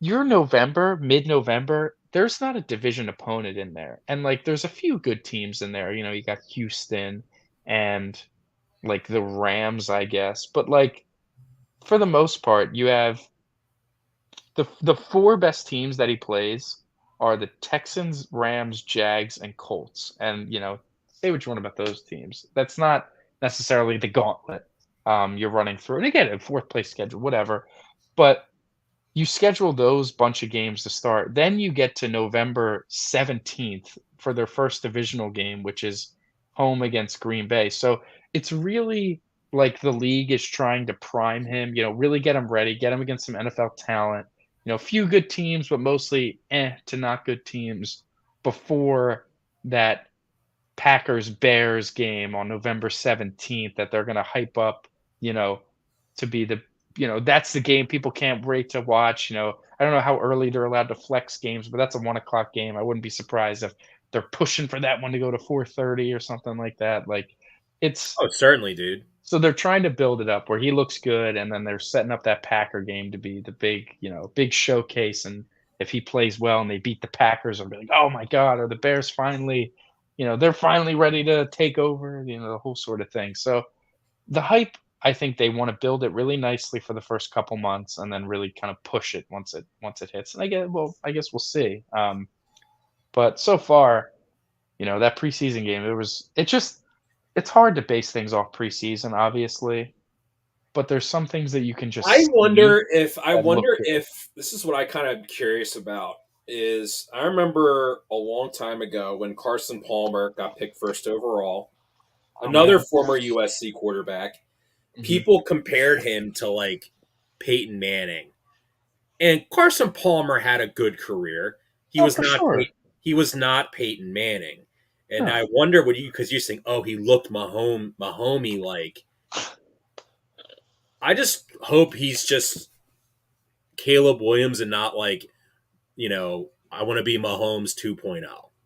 Yeah, I think the expectations that he's gonna have are gonna be very, very high. He obviously is being deemed as the Bears savior, best Which he is. prospect. Yeah, best prospect since, whatever, Manning, or the whole thing you wanna do. Um, he's gonna be every time he does something special, like any sort of highlight, I guarantee it's gonna be a side by side of, like, Mahomes doing the same thing, like, a few years ago or something. Like, I just think we're gonna see that, like, more often than not. I think he's gonna be able to kinda live up to it. I think he's a guy that's ready for that I sort of I think pressure. I think we're gonna get a really good rant out of you. It's because you Mm, were talking about Bears quarterbacks and him being the most talented and yeah. because they've had ass quarterbacks for it just feels like Their forever. existence. Their We're gonna existence. transition to one who's now currently on the Pittsburgh Steelers, Michael. Yeah, Uh Justin Fields in the Steelers preseason game. You got the full Justin Fields experience that day. yeah. He's just I don't know, he's just not good. He never has been good, probably never will be good, and it's just what it is. There's a reason he only cost a 6th round pick to acquire. It's just there's a reason he's gonna be a free agent after this season, and, some sucker team is probably gonna we'll see what his market looks like after this year. The best thing about Justin Fields has New always York been Giants. the best thing about Justin Fields has always been his running ability. He's like an elite runner from the quarterback position, and like he has some arm talent. It's not really a ton. And then everything else is there's just a lot to be desired with him. And a lot of it comes with field processing and seeing the field well because he just doesn't. There's countless clips from last season, not even just when he first came into the league, but last season of him missing open guys like wide open over the middle of the field because he's just looking somewhere else. And it's like, oh, well, progressions. You need to just know what's going on a lot better and be able to get through your reads quicker. And you just can never miss someone that is streaking down the middle of the field without a single defender near him. And it's not a new problem. He had this problem at Ohio State. He's had this problem every year of his NFL career. And the problem's just continuing now. It happened yesterday. There was a third down. He had a strong side, little like stick concept on one side, and the other guy on the weak side of the field ran a quick little out right at the sticks for a first down. And okay, say you got to read it from strong to weak side. Take the snap, you got to look. That play had no chance of succeeding on that side of the field almost instantly. You had receivers running routes like into each other, and everyone was just blanketed. You need to kind of be able to have the see it, snap to the other side, and make the throw because that dude was wide open on the speed out almost instantly. And instead, he looks there for like almost 2 beats too long, tries to work to the other side of the field, and he's getting hit and he's getting sacked. And there's a reason that he has little success. And you talk about processing the field slowly. He was the slowest quarterback from like snap to release in the league again last year. And he was up there in sack rate among some of the worst in the league. And, people look at sack rate, and obviously the offensive line is, if it's bad, it's going to be higher. But if the quarterback is not good, that is also going to be higher. There's a reason bad quarterbacks take a lot of sacks, and there's reasons guys like Brady and Mahomes, they never take sacks, and those are two of the greatest quarterbacks ever because they are just so good at getting rid of the ball quickly and processing things quickly, knowing that pressure is coming soon and knowing how to get rid of it. And Fields just never really does that. And you're not going to have success at the NFL level that way. And, the Steelers, Fields can make as many throws as he wants to make on air in training camp with no pass rush that are perfectly accurate 55-yard bombs. But when, there's defenders rushing at him and there's more people on the field to read through, he just struggles. And, not that Russell Wilson is some, savior. It's not prime Russell Wilson who's like Hall of Fame It's the caliber. corpse of Russell But Wilson. exactly. But the corpse of Russell Wilson is just probably going to be making better decisions than what Justin Fields does. And it just All right. leaves you in such a bind. Bring this back to the beginning of the show. Jason Tatum is the Russell Wilson of the NBA. That's who. Oh my God. That's that's a lot of mental gymnastics to get through that thought exercise. I don't feel like doing right now. It's not not a bad one, but no, but like here's the thing though, dude, with Fields, and he's like one of those guys where everyone just makes excuses for him. Some of them are justified though. He's never had a good coach going back to college. Like Ryan Day is the reason why CJ Stroud did not go first overall. yeah. Right? Yeah.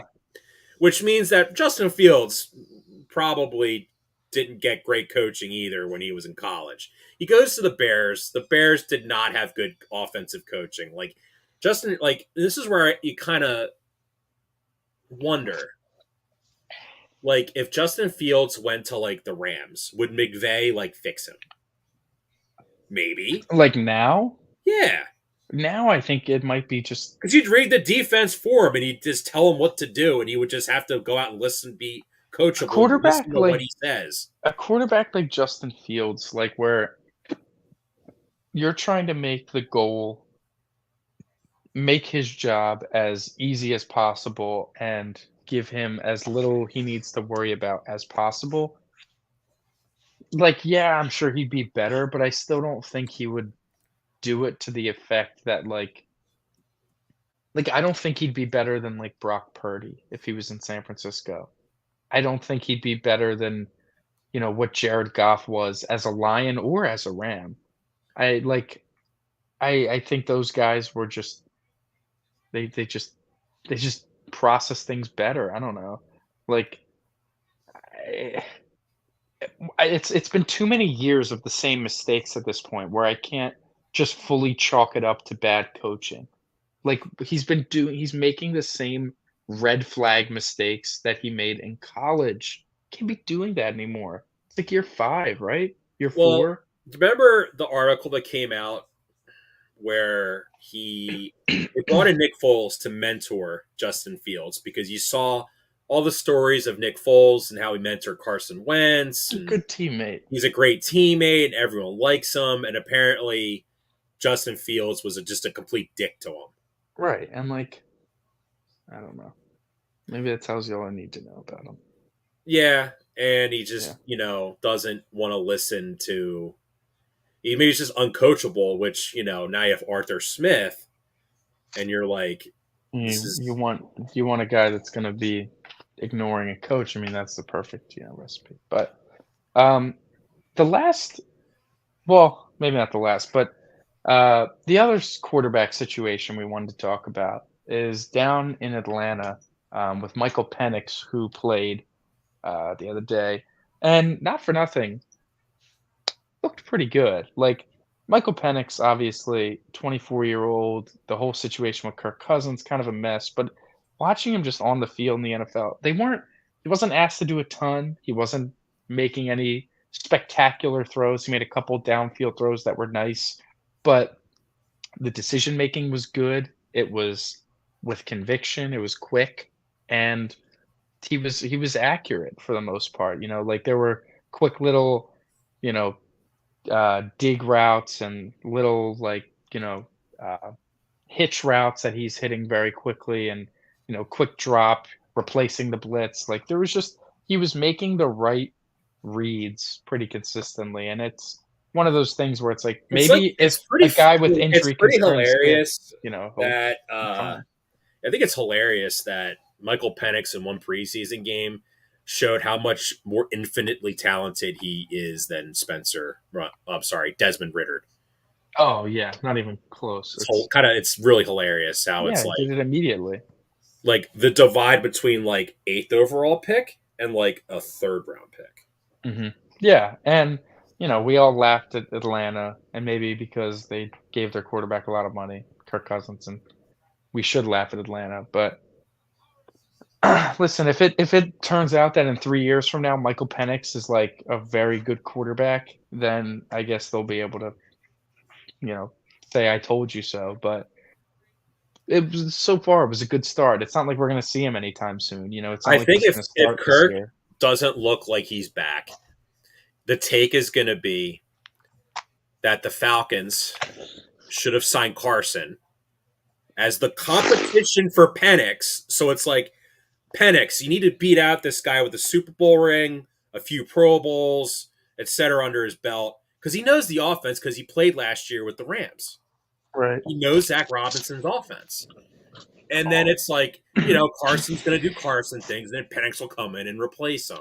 And then Yeah, it's it's like, like if Kirk Cousins is not fully healthy, or if Kirk Cousins is playing, it's like he looks just like not the same, then they would have been better off. It's like if you really wanted Penix that bad, whether it be Carson, whether it be Jameis Winston, hell, whether it even be Gardner Minshew, who is a little more on the expensive side as like that premier level, well, he's like on a like glorified 1 year deal. well, but that's the point though. It's like you're signing a guy that is capable of starting games for you, that you're not expecting a lot out of, but in the right buttons being pushed can definitely win you some games. And as you saw with the Colts last year, Minshew was able to win them some games, was Actually, you very know close to what? making the playoffs. Something just popped into my head now that I kind of remember it, and I totally forgot. So Kirk Cousins broke out when Sean McVay was the OC in Washington. Well, they had like all of them were there. Because the right? entire brain trust was in Washington at Right. one time. And like Zach Robinson is like, probably going to be what if the Falcons offense is like, dynamic and scores lots of points. He's hoping he's the next guy in that list. Yeah, exactly. And I kind of see why that's another reason you want to bring in Kirk is like, well, Kirk just kills in this offense. Look what he did with Kevin O'Connell. Like the last couple years before Kirk got hurt, like he was the best he's ever looked. Yeah. No, he was playing at like, oh, A Kirk might get top some 10 quarterback level. Like Kirk might get some MVP votes this year. Like it was that good. So I don't. If Kirk Cousins was healthy, the Packers might not even have made the playoffs last year, and then we're not even having this whole conversation of Jordan Love and everything. That's a whole different situation going on. So the Falcons are banking on Kirk Cousins being the guy that he was last year pre-injury, and there's enough talent, maybe not a lot of depth, but enough top talent on the Atlanta offensive side of the ball to, win a bad division and maybe go on a playoff run if Cousins is hot or something. But Penix, I think is the most difficult pill to swallow with Penix and the whole thing, drafting him and all.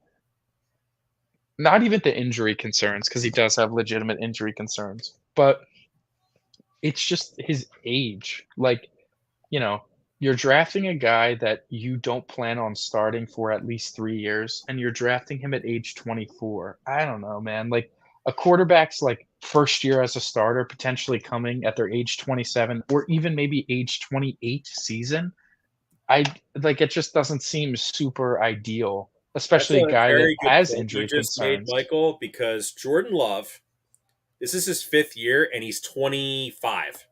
Exactly. Jordan Love, the reason why it worked with Jordan Love is because Jordan Love was drafted when he was 21 years old. So it's like, okay, if he sits for 4 years, he's not even going to be, he's not even going to be 25 before he ends up being a starter. That's what old quarterbacks coming out of college are like. And maybe that'll be what this is. Him sitting behind Rodgers for 3.5 years will be the equivalent to like staying in college and learning more or whatever that he would have learned at Utah State. So that I think is the biggest difference, and I think is the biggest deterrent to all the people about it. And obviously, you acquired Kirk Cousins. It's not like Kirk Cousins was already there. You went and got Kirk Cousins and committed a lot of money to him to then do it. Also deters people. But if Michael Penix was younger, if Michael Penix was 21 years old or 22 years old, even, I think people would be a lot more like, you know what, this is sort of like the Green Bay model. But they're preaching Green Bay model, and it just doesn't feel like it because of how much older he is. Okay. I mean, I don't know. I don't really want to talk about the Drake made Joe Milton. No, I do not, because that's just kind of whatever. Stupid.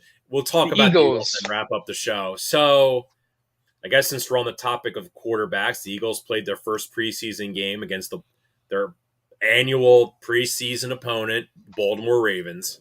Yeah, and no Eagles offensive starters played. Yeah, I don't think any of them. Well, Mekhi Becton played the first series. Like no one played except like the right guard competition.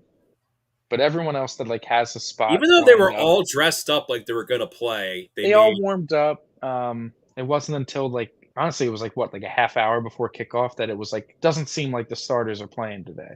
It was like, oh. Okay. You think Sirianni stepped on their turf and tripped, and he's like, "Oh my god, I don't want my starters." Yeah, I mean, I think Sirianni as much as Sirianni is supposed to be and I think is going to be hands off this year. I think this is one thing that he wanted authority on and kind of took it and was like, "Well, okay, we're not." Not only that, dude.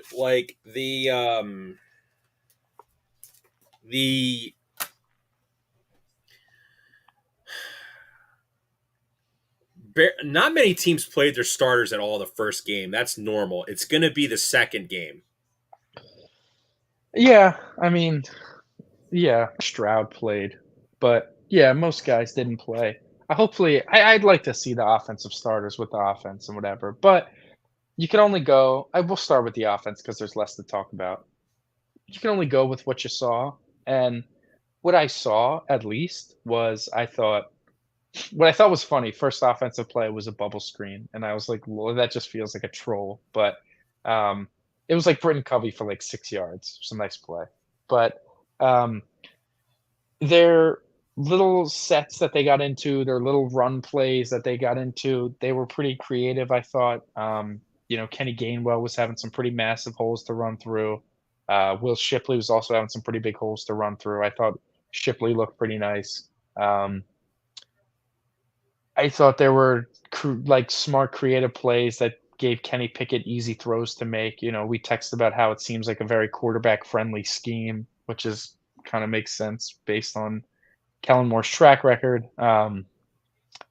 The tight end screen that they run a lot, it looked like they had a little bit more of a disguise to it this time with pulling offensive linemen, pulling the opposite way of where the tight end screen was happening, and I thought that was good to create a little more deception. It's gonna be something I'm interested in looking forward to because it's a little like fake handoff with pulling linemen really kinda sells the linebackers and the safeties and stuff to then dump off to the tight end on the other side. I thought it was pretty good. Like, I don't have much to say about the offense. Like, it was kind of what, I was expecting or hoping for from seeing from them, and I thought it was mostly fine. It was good. Yeah, I would say offensively, watching the Will Shipley and Kenny Gainwell, I thought they both looked good. A little bit of theater of the mind. You just Mhm. imagine Saquon Barkley getting those holes on, during the regular Yeah, season. right. It's going to be the complete opposite of what happened to him with the Giants, where he basically had to fight for every single yard he was going to get. Yeah, I mean, easily the best offensive line he'll have ever played with, so Possibly one of the best schemes, because if you oh recall, my god, since it's like been in New York, for broken sure. down Zeke and like Tony Pollard put up monster numbers in that Mhm. system, Kellen Moore's run system, and even like last year when he was with the Chargers, like you I mean, know, there wasn't much that was gonna save Austin Eckler and that terrible offensive line for a running scheme. But yeah, point being is that the Eagles should be able to. It's not even just run the ball. Like they should really be able to just kind of do whatever they want on offense, like at all times. And I think they kind of will. Like they're going to run the ball really effectively. I think they're going to throw it really effectively. And I'm actually very eager, very excited. Uh, there was the little competition for the third wide receiver going on. It seems like Johnny Wilson is going to be the guy to at least start the year out there. And then, like, I didn't love how John Ross looked. Felt like he could have fought through some contact to go back and get some footballs that he didn't do. Um, well, regardless, the the guy that played most of the first preseason game was, and this I feel like this is becoming like an annual ritual for us, is the Eagles' backup quarterback looking like ass hmm.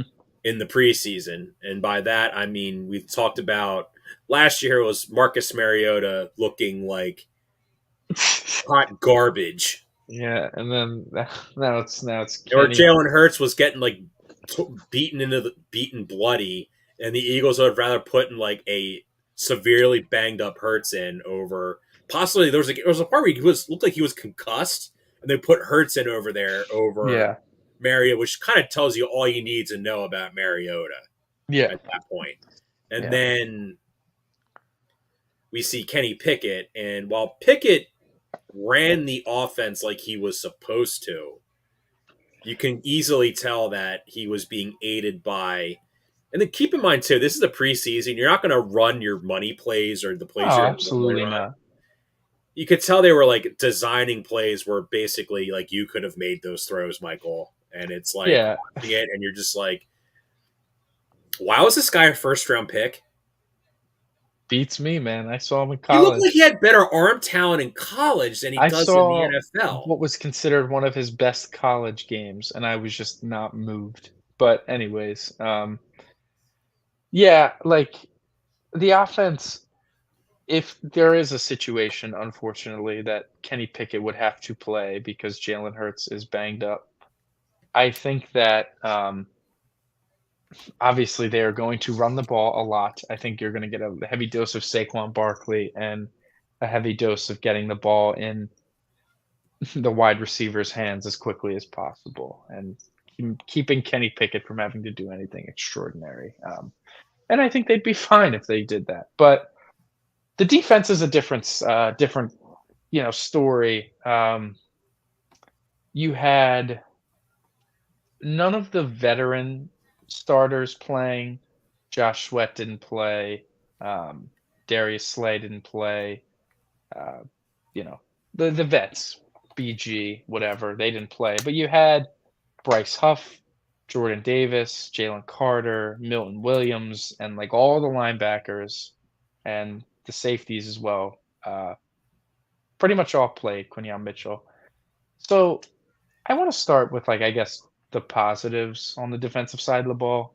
My biggest positive, I was very pleased with Quinyon Mitchell.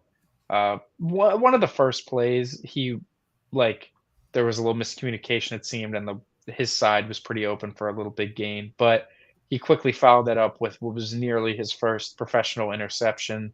And Ross Tucker was explaining it too, and I remember this coming out of college. What made him so special and so locked down at Toledo was his ability of it's just like kind of knowing what routes being ran, running the route better than the receiver, running the route for the receiver, being so smart and knowing what's coming and being able to jump routes in that way because you can read it so well. And, he was showing that off a little bit, reading slant patterns and jumping plays and being aggressive in that nature. So I was pretty pleased with what I saw from Quinyon Mitchell. And it really seems like he's going to be the team's starting slot corner, perhaps, come week 1.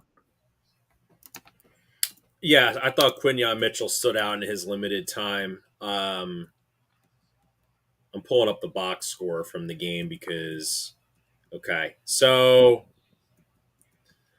neither quarterback I really wanted to see Tanner McKee. Now Tanner McKee, 6 of 16 for 39 yards. That's no bueno. Mm-hmm. But I also feel at that point like he's with the third stringers. Yeah, it was kind of. Maybe we should see what he does with the second stringers. Yeah. But Tyrion Davis Price, TDP. When you if you collect sports cards and buy a hobby box from 2022, you're gonna get a 49ers autograph of him. Like he's not an NFL player, honestly. Mm-hmm. Like you said, John Ross, 3 catches, 28 yards. Looked like they were really trying to see if he can play.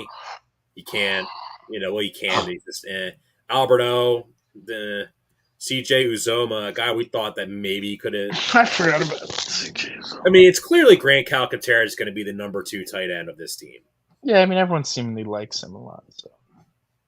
Before we go back, what'd you think of the Eagles' backup offensive line? Like Kennard and Well, what I was surprised to see Toth being the center.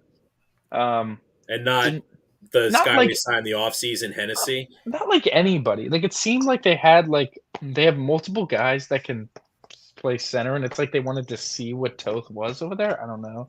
Not that it was bad, but I was just shocked. Listen, from what I watched, the offensive line, holes were being created and pressure wasn't imminent all the time. So if that's what I'm noticing, then there isn't really much to complain about. Again, the offensive line, we know it comes with some injury concerns with really Dickerson and I guess Lane Johnson as well. But if there's 3 guys you feel great about, you feel solid about your Juergens. If those 4 guys are out there, or 3 of those 4 guys are out there for the most part, things should be mostly fine. But yeah, again, mostly pleased with the offense. Really wasn't much concern of my part, as much as the defense kind of was at some positions. So what guys were you concerned about on defense? So it was the first play of the game, and I just got mad. Devin White. I just don't think Devin White's very good. Well, we have good news about that, but keep going. Yeah, so, like, Devin White looked like garbage. First play of the game gets totally wiped out on a run play up the middle that goes for, like, 12 yards, and, didn't really look good except for when he blitzed, and, like, that's not anything new, like, we knew that's what he was.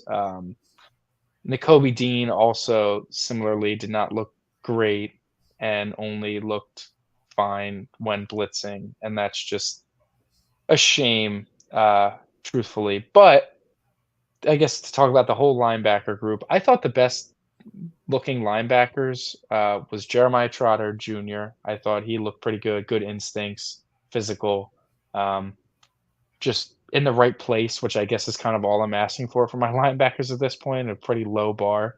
And I thought Van Sumeren looked like pretty solid again too.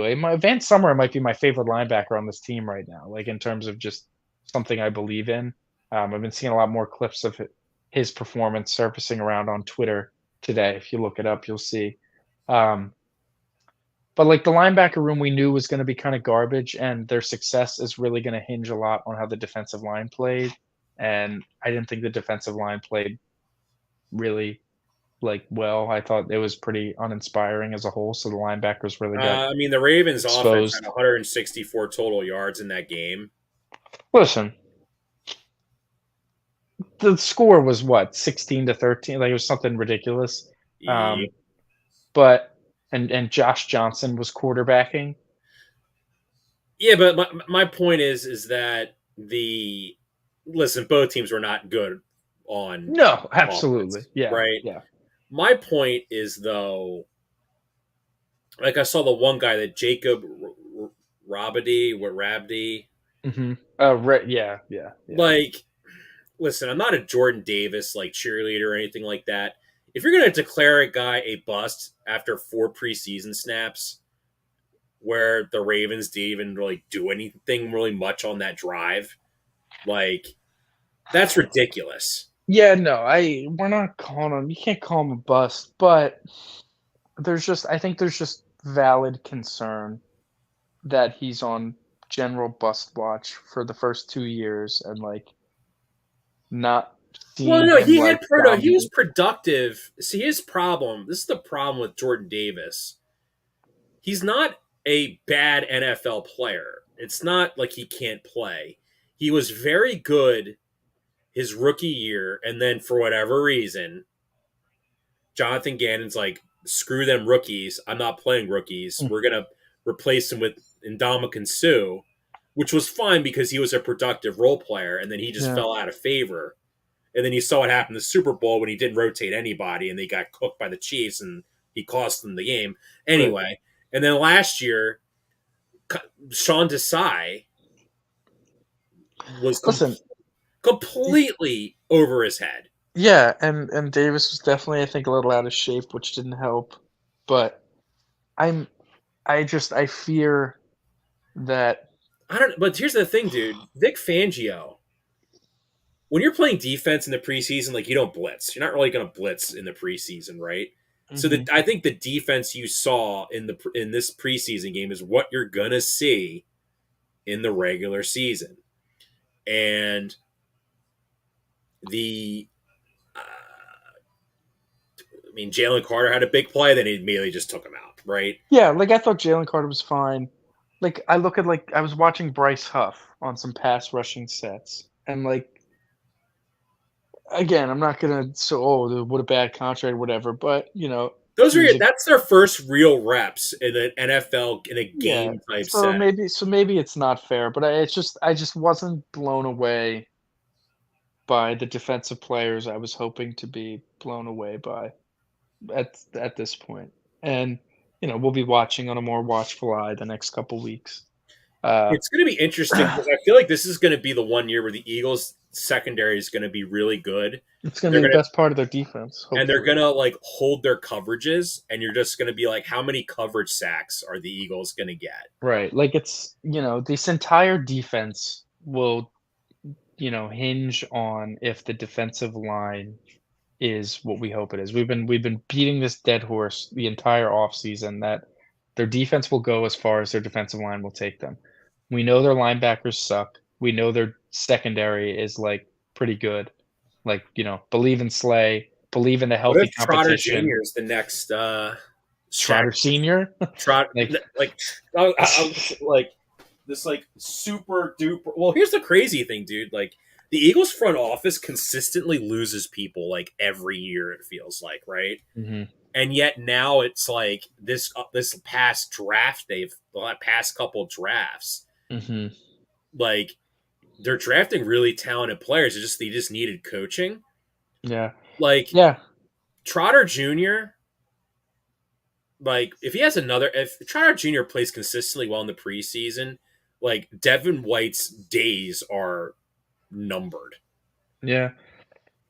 Yeah, like, Devin White is God, he's just not good. Listen, the defensive line needs to be good so it makes the, you know, linebackers look better.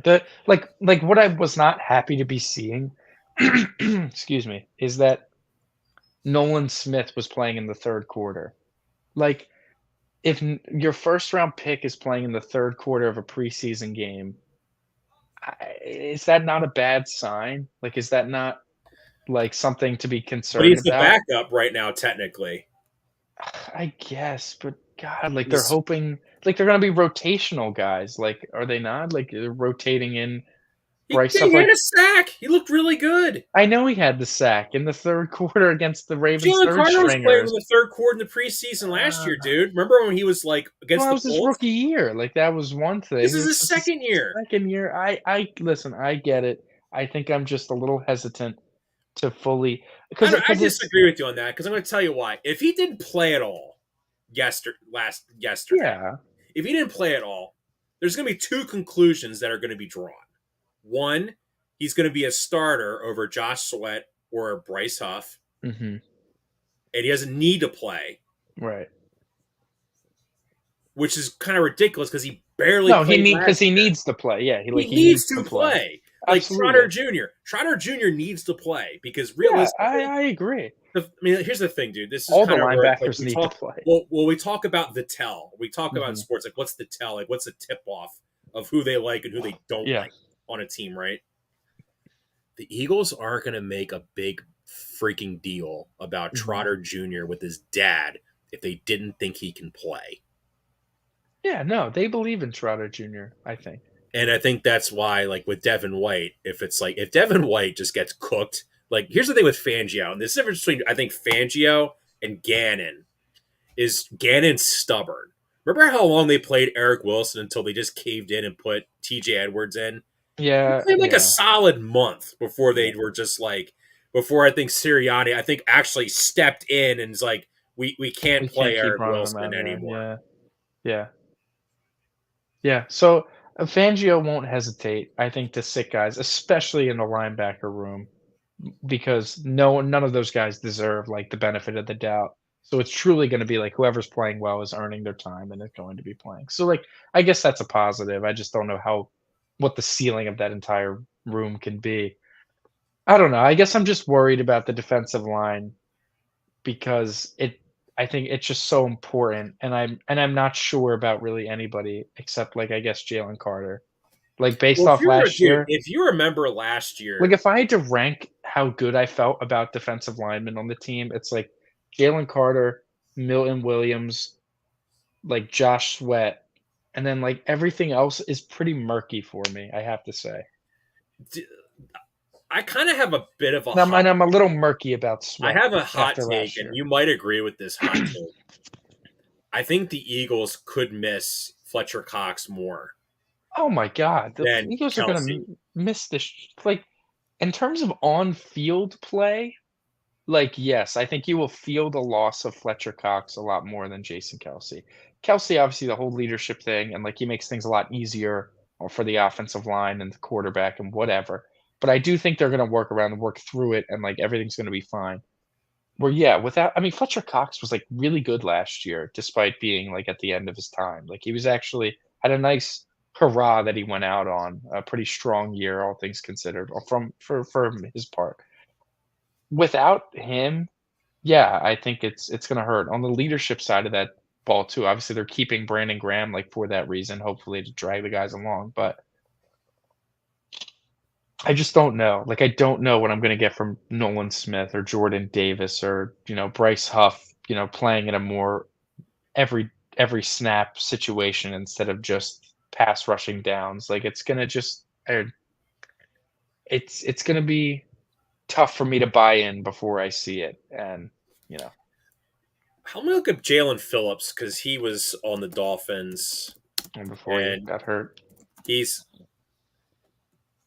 kind of similar to Nolan Smith. Yeah. No, totally not. He's 6'5". I lied. I'm a No, liar. he's a big guy. He's a big guy. I'm a liar. But like, I don't know. Like, how big is Von Miller? Like, Von Miller isn't like a gigantic person. No, but like Von Miller's like a Hall of Fame pass rusher. So like, if we're hoping that these guys, Nolan Smith or Bryce Huff, are like Von Miller type finesse moves, then Jesus, I mean, we'd be in good shape. But that's a pretty high hope. What is Nolan We're Smith's hoping these measurables? guys turn into like Hassan Reddick. If we're being totally honest, like we're hoping these guys become as good a pass rushers as Reddick was. Yeah, speaking of Reddick, he still hasn't reported yet to Jet Yeah, Camp. so that's and when you talk about dumpster fires, Jesus. I mean, let's look up Hassan Reddick's like measurables here real quick. He's not that big. We know he's not that big. He's actually smaller than Nolan Smith. Height wise or weight wise? Height wise, he's an inch shorter. How tall is Nolan Smith? Nolan Smith's 6'2". Okay. He's also put 15 pounds of muscle on, and he's apparently looked even more athletic, if that's even possible. Yeah, listen, no, I hope Nolan Smith works out because I think he's got the mentality for it to work out. I think he's got, the dog in him that people. Because this is the thing with Fangio, and this is where he didn't work in Miami, where I think he can work here, is Fangio wants psychos on defense. The Eagles have a ton of psychos on defense. Now they do. Nolan Smith, Jalen Carter. I'm sure Trotter Jr. is a psycho. I'm maybe making a wrong assumption there. I think like Quinyon Mitchell's not like a psycho, but he's like you have guys with that like FU mentality, and it's like you got Gardner Johnson who's like definitely a psycho, and then I don't know. Quinyon Mitchell's a psycho. Like his third day of like training camp, he's mouthing off to AJ Brown. Yeah, and AJ Brown's like, oh damn, all right. He's like, that's great, I love it. He's like, so yeah, like there's dogs on that defensive side of the ball. You just got to get the most out of them. I don't know. So we'll see. We'll see. You gotta wait and see with all, just like everything else. So anyway, well, that's it for this week's show. We appreciate you for tuning in. I hope you enjoy the rest of whatever weekend you have left, and take care, everybody.